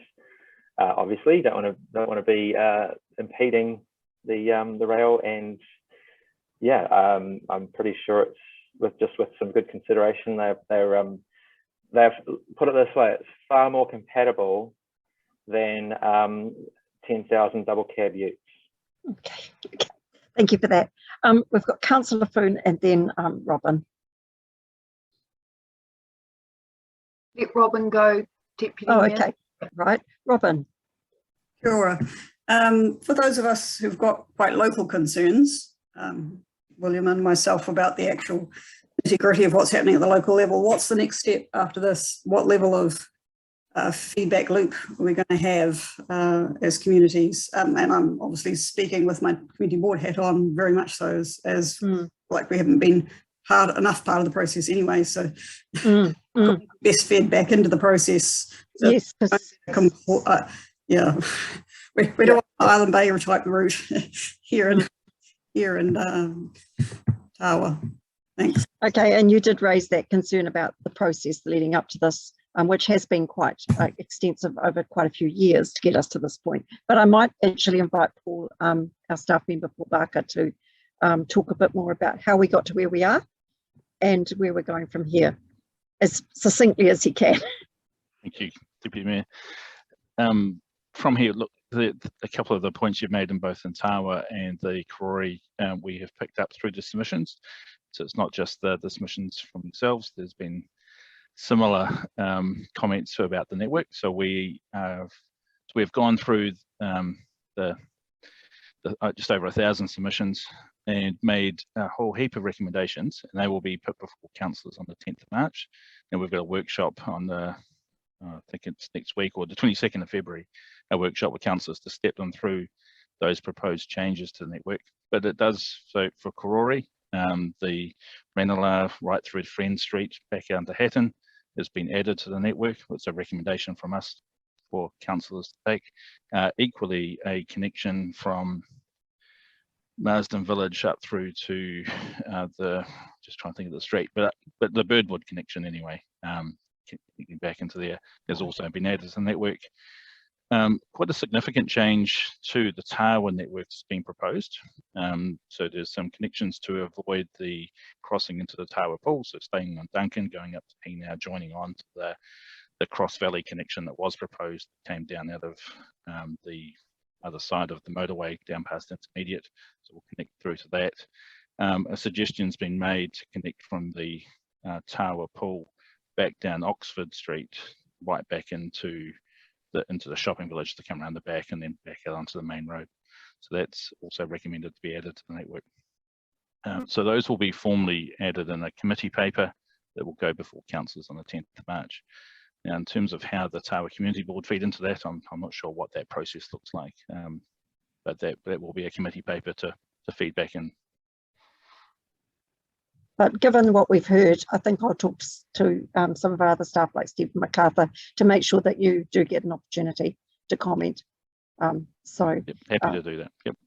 Yeah. So I can come and talk to the community board if that's a more appropriate way of doing it. Yeah, it sounds like they need the opportunity, and maybe some of the business community as well, to just give you some or to hear and take on board what's planned. So just on that, we are, as officers, are recommending an additional 20 kilometres be added to the network, and of course that within the current funding envelope would not be able to be funded, so that starts to push projects beyond the current funded 10-year program. So we're, by adding to the network, we're just suggesting that, you know, things would, lower priority projects then get pushed further out. So that's, again, for consideration of committee as to how they want to approach that. Okay, maybe just responding to Alex's point too about 10 years being too long. Can you talk about the difference between 3-year sort of rollout and the 10-year longer term, you know, sort of again, yes, looking, setting it in concrete? I'm sure Alex is well aware, but we're splitting the program into 2 quite distinctly different programs. There's a transitional program, which is the intent over the first 3 years, or, you know, 3 to 4 years, to get as much of the network in place in the transitional way. So using pop-up materials, interim stuff. I mean, we're not talking about temporary and that will be there for months. In some cases, we want materials that will still be there for 5 to 6 years and still hold true. So it's not just cheap, nasty stuff. It is, but they are interim, and it's not making the wider network or the wider carriageway changes. So where we have to narrow footpaths or move curb lines or whatever it be to allocate space, that stuff would follow, and that would happen in the following 7 years. So the 10-year program, we'd hoped to get the entire network in place in a permanent way. It's now been suggested that as we've extended the network, that we would still get as much as we could of the network in a transitional way, and then about 2/3 of the network in a permanent way within 10 years. Okay, thank you for that, Paul. Councillor Fung. Thank you. And that update from you, Paul, and explanation just helps my question, and particularly for riders like Āmua. Thank you for coming, Āmua, because you are, you know, definitely the group that we are trying to reach by enabling this to happen. But I guess that, yeah, that's the question. Just understanding, and maybe, you know, a few people could answer this, but how do you feel about the transitional way and the style that this will be done, and that it won't be a fixed, you know, it won't be perfect? I think that's something we want to get out there. You know, there'll be things that we can adjust along the way, but it's very much a transitional. Yeah, I think Paul's done a really good job of explaining it. So just how does that sit with you, especially if you're a newer rider or you want to be a rider? Yeah, so maybe start with you, Āmua, that would be great. I think that as long as the transitional stuff is separated, so for instance, I would happily ride up the Brooklyn Hill bit. The problem is, I mean, like, when are you ever just going to ride up that chunk of cycleway and then not need to, 1, get down it, or 2, get anywhere else once you've got to the bit where you're intersecting with cars? So I think that at least for me, as a person who has cycled in lots of other places before but just feels unsafe doing so in Wellington, I think the transitional stuff with those sort of marker post things would probably be enough to get me on a bike for some of my journeys. And then again, if those sorts of things were relatively direct, so that all the other barriers were kind of removed, you know, if I knew that I was going to have somewhere to put my bike and all of the rest of it, then probably the transitional stuff would be enough. But if it was the transitional stuff with nothing else, so none of the parking enforcement, none of the speed enforcement, that kind of thing, then the transitional stuff probably wouldn't be enough. Yeah, and I also, whilst I was talking about, you know, direct routes and wanting to have direct routes because it's kind of easier from a navigational point of view, I also agree with Chris that it is really important for people to be able to cycle around their neighbourhood streets and feel safe cycling around their neighbourhood streets. And I think that that's probably a way that's going to capture that next rung down from me as a person who cycles in other places, but I think the neighbourhood streets are going to be the things that probably capture, you know, parents who don't cycle but their kids maybe cycle, and if they have really quiet streets, then maybe they would feel inclined to just bike around the block, and maybe from there would be then the starting point of their sort of cycling journey. So yeah, I think there's probably differences there, but I think a transitional network would convince me, and then I would be even happier once the full network was in place. Yeah. Thank you. there was quite a lot, there's been quite a lot said. I've noticed a theme coming out from all of the forums we've been in this morning or this afternoon about schools and the need to connect to schools, which possibly hasn't been a big thing that we focused on. We've probably talked more about getting to the city and getting to work and back. I guess, how much as a group, do you endorse the idea that this should be quite a priority, making it safer for kids to get to and from school? I think that kids are a good measure of how safe it is overall. So I think, you know, if kids are cycling, then probably there's going to be heaps of other people who are vulnerable in other ways who are also going to be able to be cycling. And I think, again, it's really important for kids' freedom to be able to get from place to place independently. And how much time would parents save as well by not having to cart their kids from every single activity to every single other activity? Like, I find it ridiculous how many people have to drive their kids to play football on what's it called, Wakefield Park, when probably most of those kids are coming from Wellington suburbs and are clearly fit enough to be running around playing football. Thank you. Can I just add to that a little? Yeah, that's why we mentioned about schools, and that it's going to need more than a bike. The bike network I see as being these arterials for people on bikes, and we really need to, if you can pick up on the cycling to school thing, that's where we're going to need more tools in the toolbox, such as low traffic neighbourhoods and traffic calming and you know, all of those other things, and really treat those surrounds as feeder. You know, that's where people can land with their riding their bike off the main arterials. So arterials in the bike network plan is really I see it as a means to make the direct routes accessible for people on bikes, which doesn't mean we can ignore making where people live inaccessible. Ignore making that accessible as well. So I guess I know it was something, Bill, that you raised. You raised, you know, frustrations with not having a secondary school in Karori, but do you see some scope for, say, intermediate aged kids to get around Karori, within Karori, on the sort of routes that we're planning? Yes, and at least a couple of people from my age cohort have also expressed interest to me in having an electric bike and biking within Karori.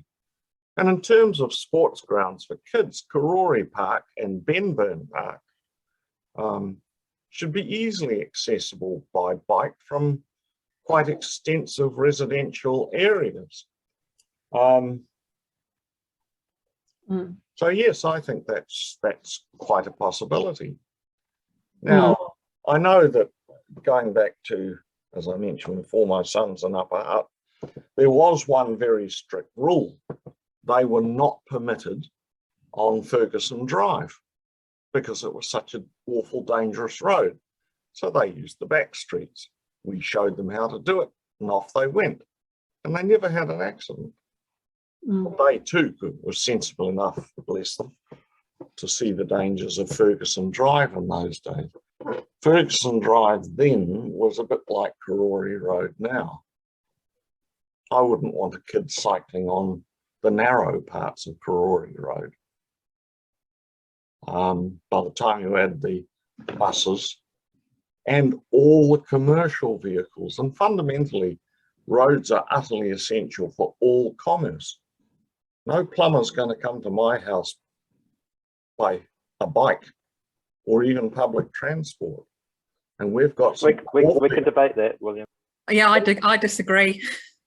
I'll send you pictures of a plumber on a bike. No, maybe, don't bother. What, maybe we won't go there. Copper pipe or plastic drainage pipe. Nah, he could never run an economic practice, in my view. And just break in with the comment. One roll of, not one packet of toilet paper will ever be delivered to the two supermarkets here by a bus. All right, well, Bill, I think we've got a bit of a difference of opinion there, and Robin's going to just make a brief comment, I think, and then we'll go to Nicola. And then I'm just going to ask if there are any final thoughts, because we will be finishing up at 25 past. So Robin. I'd just like to endorse a couple of comments already made about it being a holistic thing, that it's got to be about speeds around schools, etc. And I'm just wanting to raise the issue that, or the awareness that, for example, in Tawa, and I don't know about the rest of Wellington, but in Tawa, schools have progressively become zoned. And there were, historically, we've had a high proportion of people from outside our area being, ferried by car normally into our Tawa schools. Over time, very quickly, that's going to change because it'll all be within Tawa. Well, not all, but a larger proportion will be. And that's a perfect time to encourage far more biking. But then again, it's a whole safety aspect. We've got multiple crossing issues and fast speeding issues, and we're working on that as a board. But just want to say that the picture can change quite fast when things like that happen. And yes, it's very much a holistic thing. It's not just about a cycle route there. It's got a whole raft of other issues. Is there a cycle route, but does it also avoid a busy road, or is a busy road become less busy because we've made it quieter or calmer, or those kind of things. Thank you for that. Councillor Young. Well, I just want you to know that my electrician comes by foot. because his premises are across the road. And it's about 30 paces. I just thought I'd be helpful and point that out. All right, so clearly there are lots of different varieties of tradespeople and jobs. All right, well, Liz, you haven't had a lot to say in these forums. Would you like the opportunity to ask a question?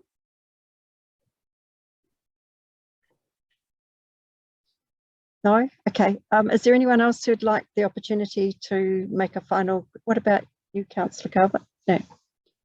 No. There she is. No, you're okay. Councillor Calvert, have you got any final thoughts or questions? No, I would put my hand up if I had a question. Okay, cool. Well, thank you. I think that's been really useful. I don't think we've got any other burning questions. It's been really useful having you here. Thank you very much, Paul Barker. And thank you to all the public participants. I think we've learned a lot from the various contributions, and I've written a lot of notes. There's been really important things, I think, that have come out of this particular session around neighbourhoods, schools, just getting the routes right. Yes, that whole picture, big picture thing, making sure we've got the wayfinding and the enforcement and all of those other little bits that make the complete picture. So I'm sure there have been other points as well, and I know Paul would have been taking notes, and no doubt other colleagues have been as well. But thank you very much. It's been really useful, and I think very productive for us. So we're finishing just a little bit early, but unless there's any other burning matters, I suggest we take an extra 5 minutes on our days. Thank you all. It's been wonderful. Thank you. Sarah, we're resuming at 2:40.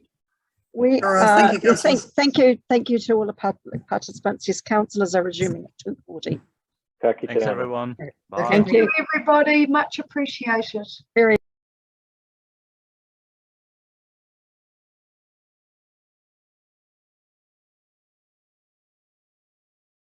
Passion for cycling.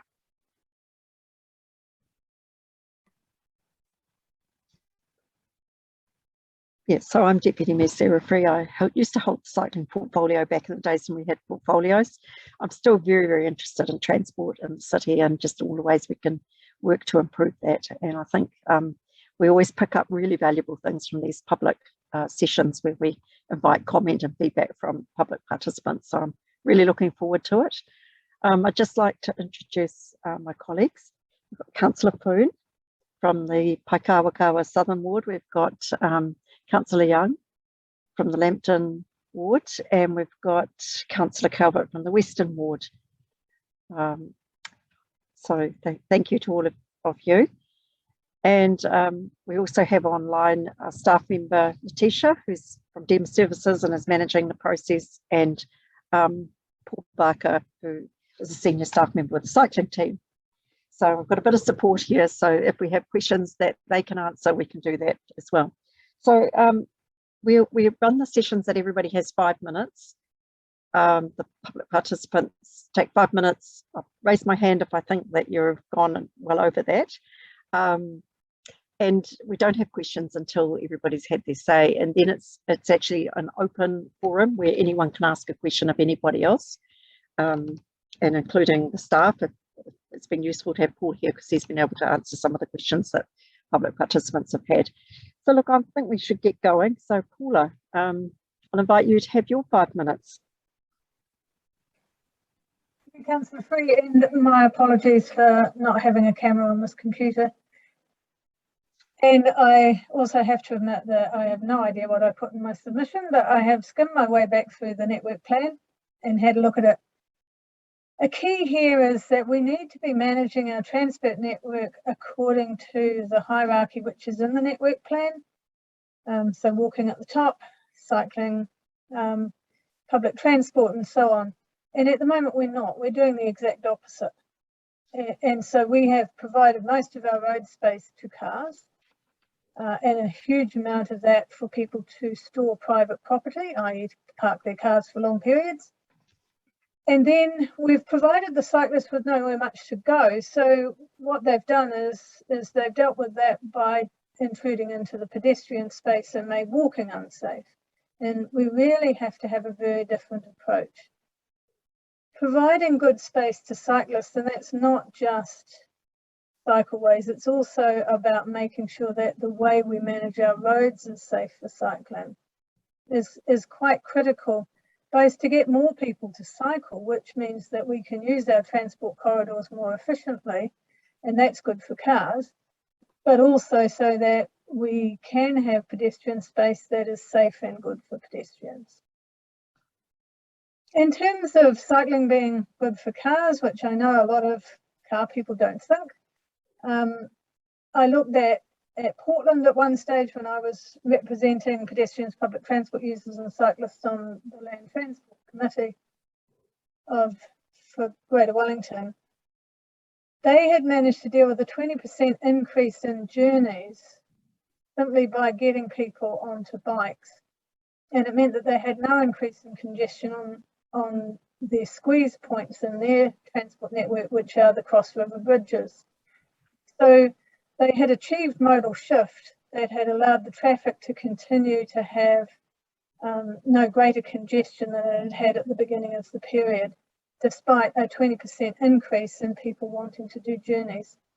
So if you manage your cycling well, then for medium distance journeys, you can make a huge difference to the overall efficiency of the network, because you can obviously fit a lot more cyclists into a smaller space than with cars, and parking bikes also doesn't take up as much space, although please don't stick them on the footpath.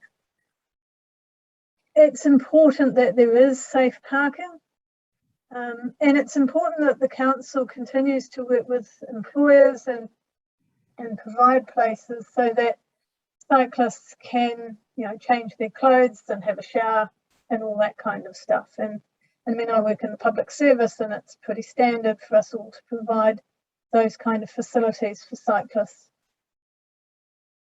When I moved to Wellington in 1987, as a person who at the time had a chronic health condition, which something very like long COVID, I had been cycling and cycle commuting in Auckland. I gave up when I came to Wellington. It simply wasn't safe enough for somebody who was not fit enough to be in the traffic lane.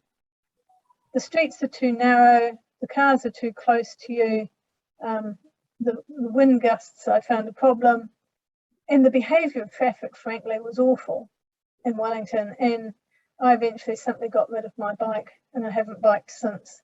And I think that's a very common experience for people in Wellington, is that those of us who are less fit, a bit nervous and not suicidal, are unwilling to cycle on large parts of the road network in Wellington.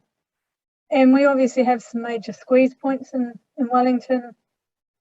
Āmua is one of them. So the Great Harbour Way needs to be completed.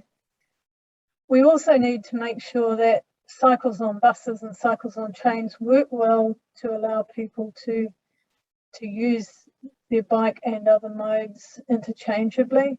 And it's particularly important, you know, if you've cycled into work and the weather was quite good and you thought you would be leaving home for home before it got dark, and then things went wrong during the day, you need to be able to put your bike on a bus and take the bus home, because we don't want unsafe cyclists on the road any more than we want unsafe motorists. So really, if you are going to get major modal shift, a major modal shift will be very good for the city. You need to be looking at a wide range of issues, not just cycle lanes. So I'll leave it at there. Thank you. Thank you, Paula. That's very useful. We will move on to the next public submitter, and I see that we've got Bethany joined us and Julianne. So great to have you with us. In fact, actually, Julianne, you're down next. So if you're ready now, we'll give you your 5 minutes. Welcome. Sorry. I'm holding a baby and nursing a baby, so apologies for my appearance and for being late. I just wanted to speak to my submission and about the importance of delivering as quickly as possible a safe, connected network of cycleways. You know, the majority of people might not get around by bike, but every resident in the city has a right, I believe, to get around the city safely without a car. And if they choose to use a bike, there's huge advantages to the whole community. Some people are choosing to use a bicycle as opposed to, sorry, just let me, you can leave the video adjust off the if it baby. makes it Yeah, easier. there we go. So there are huge advantages to everyone in the community of people choosing to use a bike for whatever reason, whether it's because they're young and they don't yet have a driver's license, or they're older and they don't feel as confident driving a motor vehicle, or they can't afford a motor vehicle, or like for me, it's because it's far more fast and convenient, and it's really important to me to minimize my impact on the climate and on the environment. So I bike with my 2-month-old baby. I bike with my 3-year-old toddler. I will hope, it would be my greatest wish that in the neighborhood I live in, which is Berhampore, that my children would be able to grow up being independent and able to get around under their own steam. But at the moment, it feels very, very unsafe. I do see kids from the local intermediate school getting around on little scooters and things on the footpath. It would be so much safer for them and so much easier and more reassuring for parents if there was a protected lane for them to use. And I think that's one of the advantages of these protected lanes. They're not just for bicycles, they're for all sorts of small wheeled devices. Even mobility scooters could use them. People who, sure, thank you. People who don't have an ability to drive could really benefit from design that isn't just to facilitate the speed of cars and trucks. One further point I would make is just on the current design of the streets, the use of public space for parking, which is, you know, ultimately it's people's private property that they're storing in public space, and they're usually not paying for that resource. And there's far fewer people benefit from on-street car parks than would benefit from a safe protected lane, which is not only beneficial for those using bikes, but it's actually better for the flow of traffic, ironically, because you don't have cars coming in and out of the traffic lane as they park. So, sorry, I'm very sleep deprived, so I've lost my train of thought. Extreme sleep deprivation at the moment. It's all right. So one of the things that feels very unsafe in the neighborhood that I live in and getting around is that people using motor vehicles, some of them, and even especially professional drivers, sometimes driving large vehicles, seem to drive as though the streets are a motorway, and that, you know, they need to get as fast as they can up to the next red light, or they need to get as fast as they can around the Basin Reserve. And you know, it's one thing, obviously there will be a need for motor vehicles, and it's totally acceptable for people to use motor vehicles for whatever reasons they have.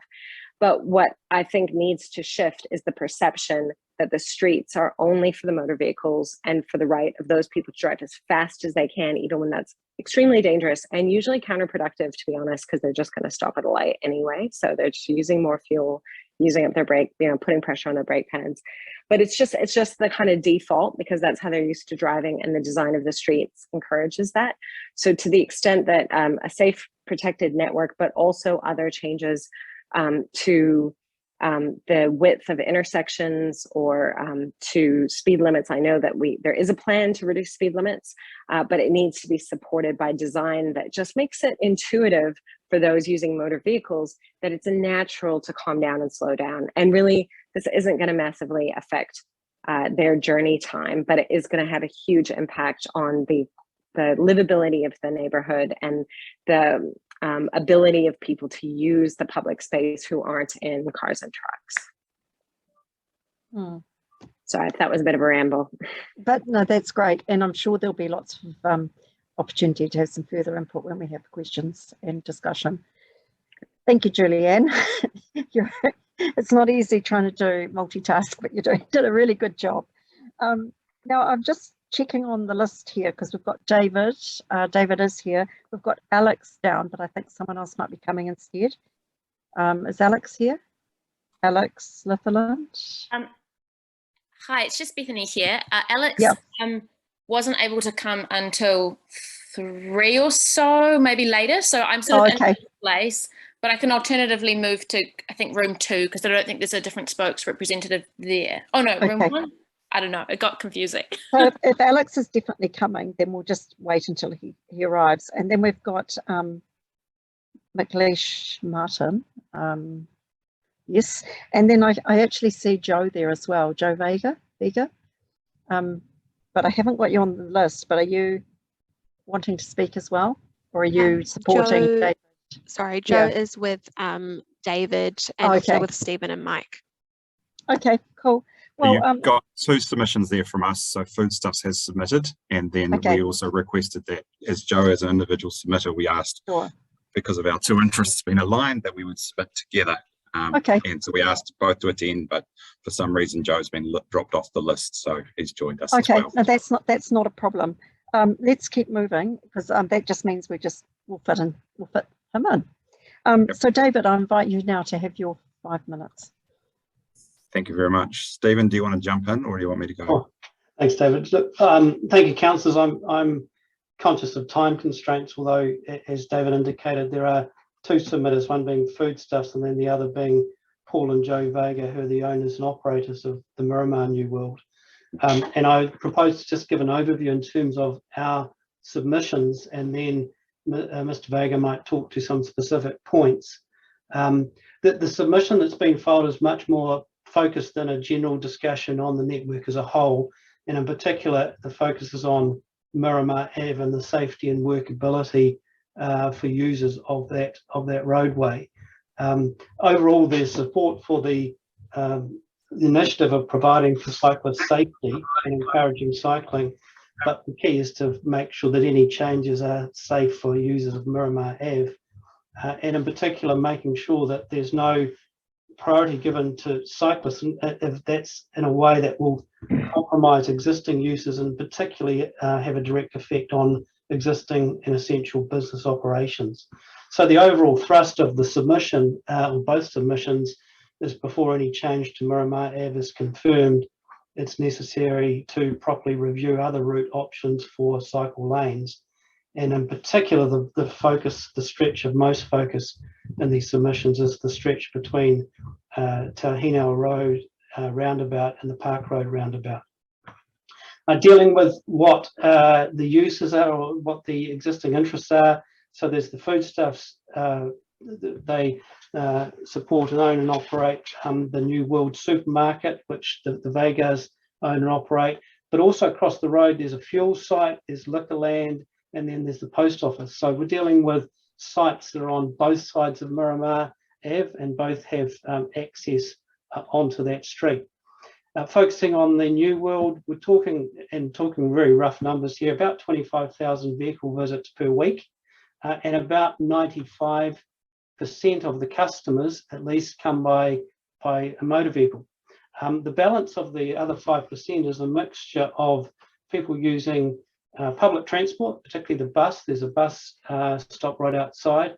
Pedestrians, and probably less than 1% come to the supermarket on a cycle, which is probably not too surprising, because when you're doing your weekly shop, it's pretty hard to take all those bags on a cycle. So the vast majority of users are coming and using private vehicles, which is why the site's been set up in that particular way. So from the submitter's perspective, it's essential that the council is able to come up with a solution that avoids any provision for cyclists that may compromise the ability for customers to get safely enter in and out of those Miramar Ave sites. One of the things we're struggling with a little bit is lack of detail at the moment. So we've read in some detail the document, the draft bike network plan from 21 to 2031. It doesn't provide any detail in terms of the proposal on Miramar Ave in a particular stretch that we're interested in. But we do note, by way of kind of background record, 4 years ago in September 2017, three then councillors came and met with New World Management to discuss these very issues. And at that time, there were large aerial photographs showing 3 cycleway options that were put on the table. And at the request of the participants, they were provided at that time. So the point being in all of that 4 years ago, plans were developed and tabled, but now we are looking at a bike network plan where we don't actually have that detail. In some respects, it's almost we go backwards. And the reason that's relevant, of course, is for foodstuffs. Like most operators, when we look at these things, we get a traffic engineer to look at the detail, and they want the detail to understand it. And at the moment in the plan, we don't have that detail. So all we can do is go back to those plans 4 years ago, and they are showing kind of some concerns in terms of what the implications of the cycleway may be for that essential business operation. Looking at some of those implications, we've got a main bus route, we've got a bus stop immediately outside. We say that the bus stop where it sits at the moment is logical. We want to certainly support and encourage the continuation of that bus stop and that continuation of that bus route, which is an important part of business. There's also an existing pedestrian crossing immediately outside of New World that provides an essential link to the pedestrian customers. And again, we would not like to see any change to that. Over the years, there's been a reduction in on-street parking, and there are now very few car parks on this stretch of Miramar Ave, and which is why pretty much all of the customers are using the provision of the on-site car parks within the New World. And that, again, reinforces the need to ensure that that entry and exit line onto Miramar Ave is not in any way compromised in a way which would create any safety issues.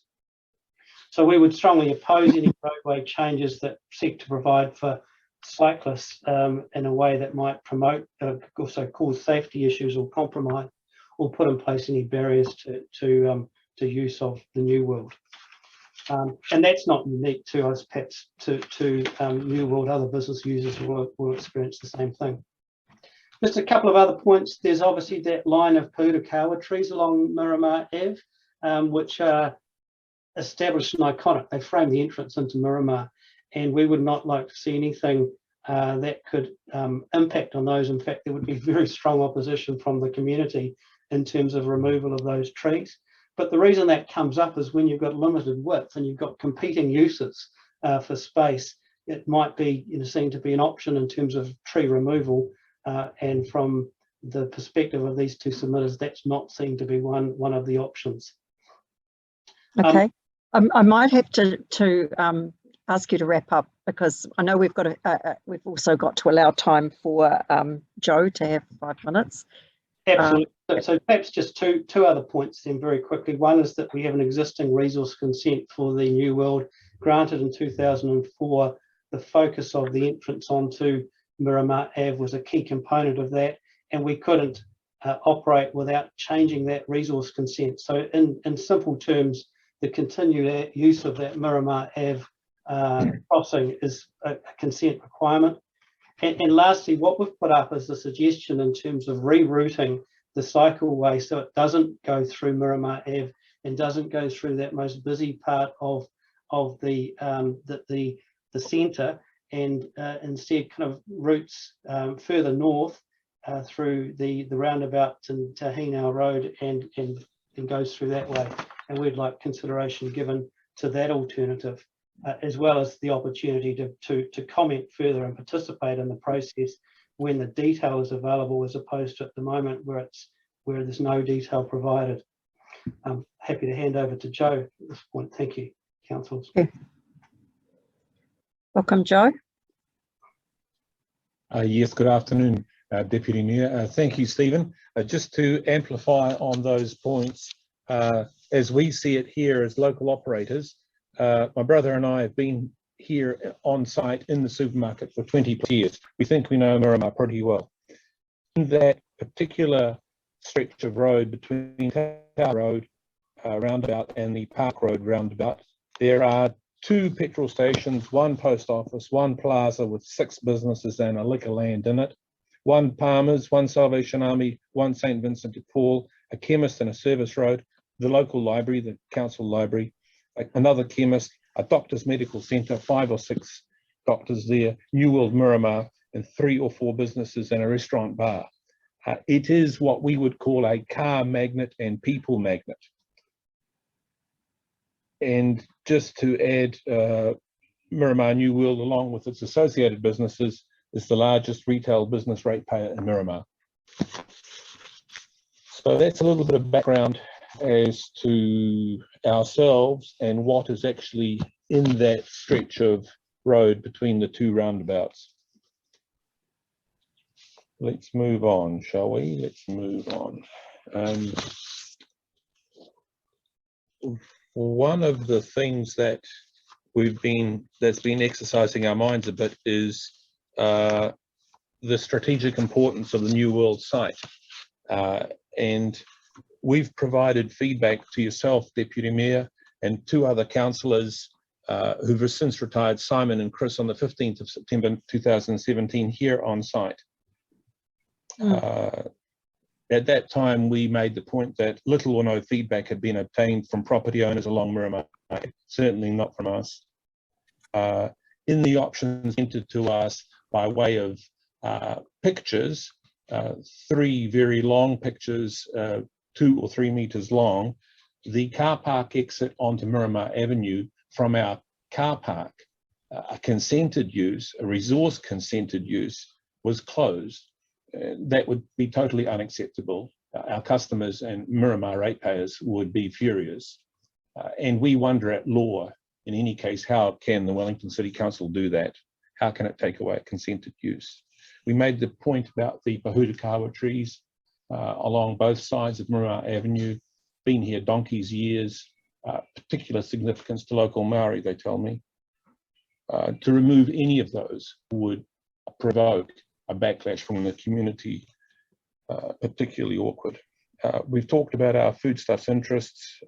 There's a New World, a fuel site, a post office, and a liquor land as part of our umbrella of brands as well.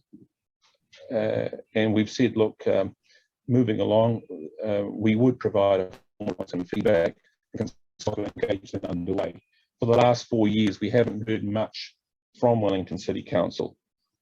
Pleased to be able to make a submission in December last year. So that is some progress.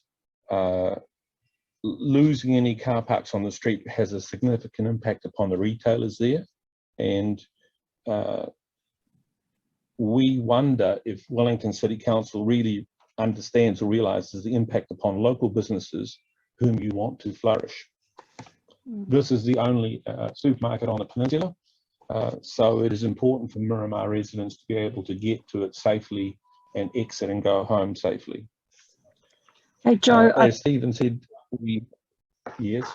I was just going to say I need to ask you to wrap up because we do. Right. Yeah, if you can, because we've just got a couple more participants and then we do want to have questions as well. Yes, good. Thank you. On to the third major point. At our briefing in September 2017, an alternative route was suggested. That is through Byron Street, and that is quiet and wide, very wide grass berms.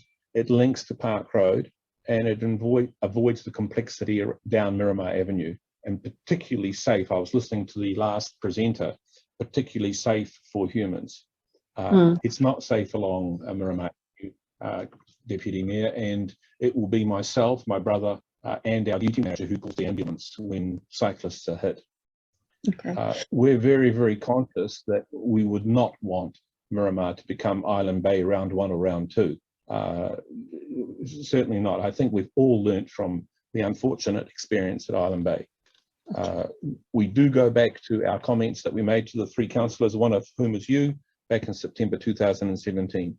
We're pleased for today's feedback, and we're pleased to continue engaging with Wellington City Council so as to find a solution that works for all. Miramar Avenue closing now. Miramar Avenue is a particularly narrow piece of street. Okay, thank you, Joe.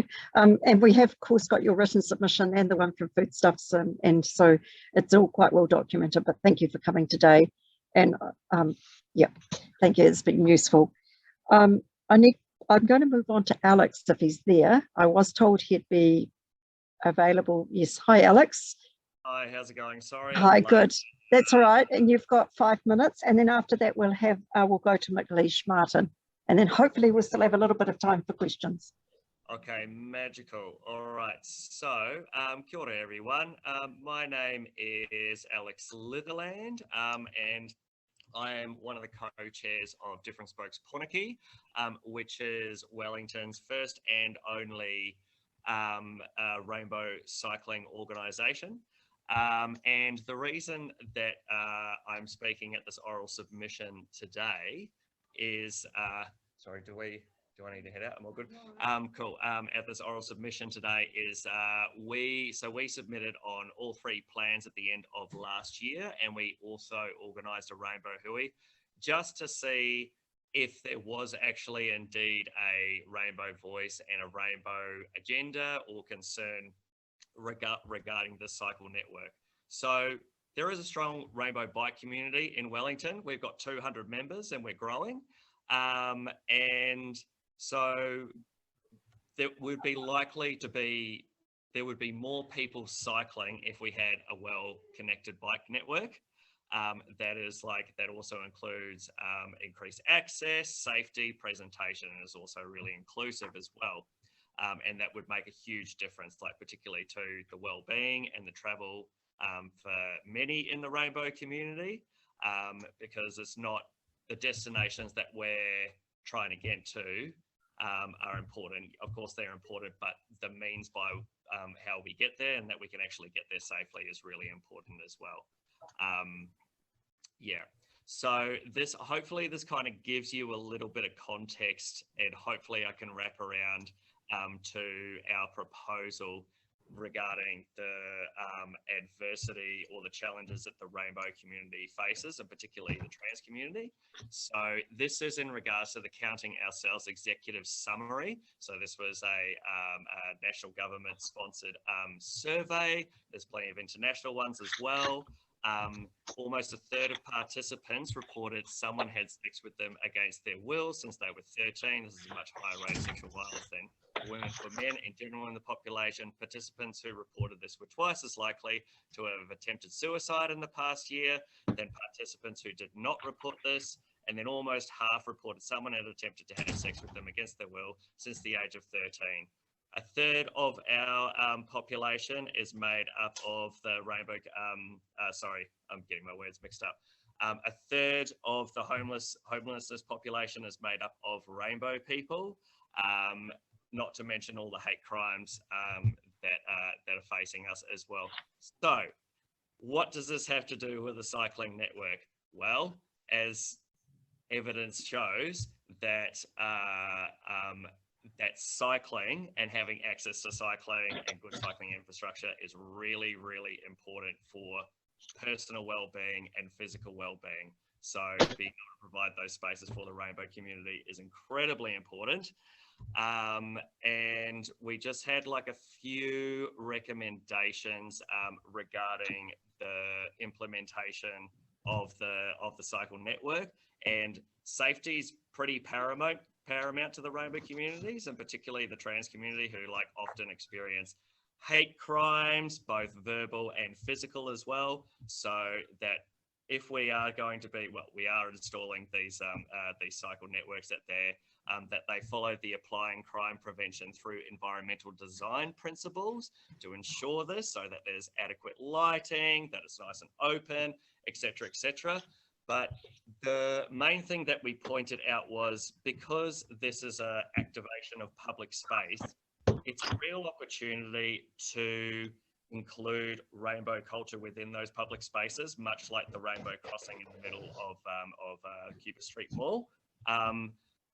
Is this going to fix all the adversities that rainbow people face? Of course it's not, but if we've got all the levers available to us, we may as well be pulling them to make rainbow people feel safe and welcome in the spaces that they hang out, but also the spaces that they're moving through as well. So that could like be in the form of like a rainbow crossing, some rainbow art, engaging like queer artists to be able to activate these spaces. Yeah, so that's pretty much all I have to say. Sorry. That's great. Thank you, Alex. And that's fitted in really, really well, because we are running a bit short of time, but thank you. So I'll move now to McLeish Martin, and if we can hear from you for 5 minutes, it will give us a bare 10 minutes for discussion, which is a bit less than we normally have. But yeah, thank you for the opportunity to speak today.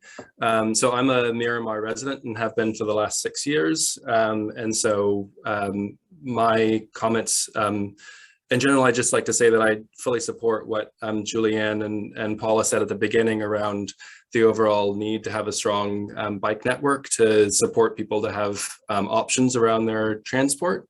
And then I guess there were two things. I was a little dismayed by the foodstuffs presentation earlier as a Miramar resident. I feel like that's kind of backwards looking, and the sense that people drive to the New World now because it's the only safe option for arriving there, and because the bike infrastructure when you arrive is almost non-existent. So I would encourage New World to think about what the future might look like if it was a safe option to bring myself and my family down for a visit, and consider that by the time you're in the car, it's just as easy to drive to Kilbirnie from Miramar as it is to drive down to the local grocery store, and you're maybe losing sight of what it means to be a local grocery store, to have it be friendly for local transport options like bicycling. I think the main point that I wanted to touch on, though, is just learning from some of the experience of how the rollout has started to happen already. So along Evans Bay Parade, trying to commute along that road while the work has been happening has been a bit of a mess, to be honest. There's kind of been numerous gaps where the construction was started at one end and then in the middle, and then there's still a break kind of around Ballina Brae and Aweka Bay, where you go along a nice bike path and then suddenly you're on the road again, and then you go back onto a nice bike path and then you're suddenly on the road again, and then you're in that odd kind of area near sort of Greta Point. And so just thinking about the rollout of the bike network, trying to plan the rollout so that it encourages people to use it kind of along the way, rather than it's not really being suitable until it's actually 100% complete.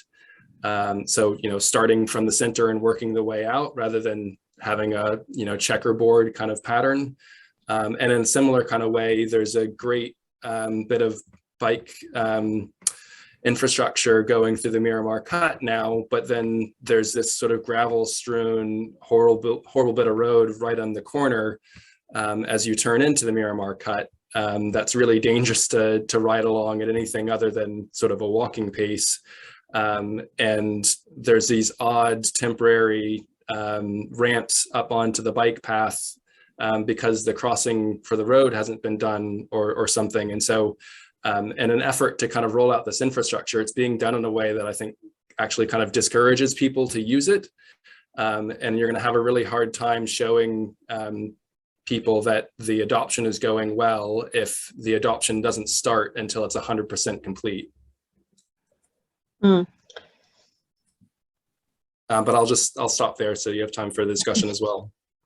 All right, thank you for that. And you have made a good point, as have many other, everybody else. Right, questions. I guess I have got a question to the Miramar New World people, Joe, probably. Joe, I'm a local customer and very loyal customer, but I think there was a really good point made about bike facilities. Do you think maybe there's an opportunity? I mean, do you see an opportunity here as well as a risk to your business? And change is never easy, but do you actually see an opportunity? Sorry, I'm perhaps best to answer that. Okay. So that is something like it's something we're incorporating into our designs now as we go forward. It's no different to what we've done with electric car charging stations in our new supermarkets. We're now putting in cycle stations. We're now looking at electric bike charging as well, and how do you incorporate the different options for all of these things. So it is stuff that we are looking at. I hope, Joe, I'm not overstepping here, is that we are looking at a refurbishment program for Joe's store at the moment, and we are planning and looking at all these options. Obviously, we've got to maintain our current offer for our store and our current customers, and how do we add on these things over the top of it? It's something that we need to add these on as additional items that we look for as we go forward. I suppose we are looking at the big picture here. You would have seen in our submissions, we are looking at the other strategies that council's currently consulting on with Let's Get Wellington Moving. What is else happening in the public domain out there? There is the wider network strategy around public transport. This is another part of we talked about this, the sharing of the public carriageway with other transport, the rapid transport network. Council's put that out there saying that wants a piece of Miramar Avenue. Now, we don't know what that looks like, but how much of Miramar Avenue does that want to take up? At what stage do we actually need to start in looking at this holistically rather than a piece-by-piece approach that we're seeing from council? And sorry, Deputy Mayor, we've crossed swords about this previously, about the piecemeal approach from council that we're seeing perhaps being delivered up in a fait accompli. We've got a cycle lane finishing at one end of Miramar Ave, and it's we've already got designs from 2017 for it to come all the way down Miramar Ave, and here we are today with council consulting on the strategy to bring a cycle lane down Miramar Ave, but we aren't actually consulting with the wider population about what is the big picture strategy here around what is the divvy up of public space down Miramar Ave. At what are the costs of this? If we are going to put in a cycle lane down Miramar Ave, we haven't said to the people of Miramar that potentially it will come at the cost of the Pūroro trees down Miramar, or at perhaps the cost of footpaths down one side of the road, or this might close the door on having the best options for public transport with rapid transport down here at the future, because we haven't actually got on and looked at the detail of all these options together. Or is it at the expense of parking on the road? These are all things that need to be considered and put out there in the public domain. And I say, Julianne spoke to, we need to look at the detail of these designs to get really good shared spaces for, not to have shared spaces for cyclists and pedestrians. And that is correct, as the cyclists need to be able to use their space when they get up and down the roads as efficiently as cars do in their lanes, and pedestrians need to have a safe environment. We understand that, and that's why we're really, really pushing hard to see the level of detail, and we don't see the whitewash of what happened last time, where council just said. Yeah, sorry, I just wonder if, sorry to interrupt, but I just wonder if the whole point of what we're actually, this conversation is about a network plan.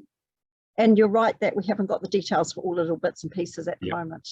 But last time council then went and got resource consents on a non-notified basis, or said we didn't need resource consent because they own the roads, and then just went and pushed it through without any consultation with the wider community. And that's our biggest fear here, is again, And so we just said, sorry, McGlashan, sorry, he just spoke around council implementing stuff piecemeal because of in sections and stuff like that. Well, if there was the public looking over it, they would have picked up on some of that piecemealism, the poor execution around places, all those sort of things will pick up. When I pick up some plans and I actually pass it across to my traffic engineers, council gets a free peer review at our cost, because we'll sit there and we'll pick holes in it to make sure everything works perfectly, because we've got a vested interest in it. And that is for the wider good as well as our own good in terms of that and making things work properly. So David, thank you for that. I've got a couple of other hands up. So I'm going to go to Julianne and then Paula. Yep. Sorry, can you hear me? Is that all right? Can you hear me? Yeah, okay, great. I just wanted to follow up, you know, especially hearing the submission from Foodstuffs and New World and Miramar, that it's very common in cities around the world for retailers, existing retailers, to kind of be really concerned about any change and be really focused on how their current customers get to the shops. But ultimately what this big bike plan has to be about is how we want our city to be in the future, and the changes that we have to make and the benefits we can get by having a much more inclusive transport network that focuses more on people and goods and less on cars and trucks. The problem with traffic engineers is they've only ever looked at cars and trucks. That discipline only came about in the 1950s, and you know, isn't the best way to figure out what is the most cost-effective way for people and goods to move around the city, what's the most energy efficient way for people and goods to move around the city. So I just really want to emphasize from us, because I submitted more as an individual who uses the network, but my background is as a transport planner before I was a politician, and I can tell you that this is a very common reaction, and there are cities all over the world, very similar to New Zealand, and what they've demonstrated is that you don't need a car to get your shopping all the time. I don't. That you can design for the access for pedestrians, rapid transit, and cyclists, and still have access for your delivery vehicles and whatnot, and that can work really, really well. So I just encourage councillors to really focus on the big picture and what we need to achieve. And, you know, it's great if we can bring along businesses and retailers, but also we can't, the lesson from Island Bay is do not put in place a compromised design because people are freaking out about the loss of on-street car parking. You know, it's hard to change from the status quo, but we've got to do it right. And we've got to do a really great design that actually puts people and goods at the heart of the city, not cars and trucks. That's the status quo. And unfortunately, many of the submissions you will hear from businesses will be very much about maintaining the status quo. If we continue to do that, we will never see anything change. We won't reduce emissions, and we won't get the economic benefits of having a more diversified and energy efficient transport system. Okay, thanks, Julianne. Sorry, David. I was going to say something else. I was going to agree with Julianne in terms of shares right. There are other ways we can look at this. I suppose what I'm just going to say is we need to see the details so we can do that. We can lose the on-street car parking. That is something we can definitely have a look at. But there is some of the realities of this as we are a supermarket. I need to get 60 odd tons of food delivered into my supermarket every single day. So I need to see the trucks, how we're going to get those in there. We're still a long way off being able to get away from trucks and perhaps drones airdropping stuff in at this stage. But yeah, okay. We're leaving the fleet on hydrogen trucks and stuff like that. The other thing I wanted to make was about the piecemeal nature of some of what's been delivered, and unfortunately, that's because we are trying to do a very high quality job, and it's been difficult and time consuming. The whole point of what we're looking at now is a more streamlined, quick approach to trial a whole lot more things like we did up Brooklyn Hill with and work with communities to really fine-tune that before we go through all the difficulties and expense and long-term nature of actually trying to do the setting in concrete that we've done with some of the projects. Beautiful as they are, they've taken a long time and cost quite a lot of money too. Paula, we are running out of time, which is a very heated discussion, but very useful. Paula and then Alex. And well, sorry, Bill, we'll have to ask you to be quite brief if we can. Well, I'll try to be very brief. So support what Julianne has said. What we need is a network plan that gives us an image of the overall network, the purpose of the network, and is absolutely clear. And what we have tended to see with pedestrian stuff, and I won't bore you, and Councillor Free knows quite a lot about the Thorndon debacle. We need, once we've got that plan in place, to actually stick to it and work out how to get there in a useful way. We could have done some brilliant stuff for the retailers in Thorndon, and the status quoism got in the way, and frankly the council engineers had no sense of imagination either, and we ended up just dropping the whole thing and doing something that was half pie. But at the top of it, you need a network plan that is really clear about what you're trying to achieve.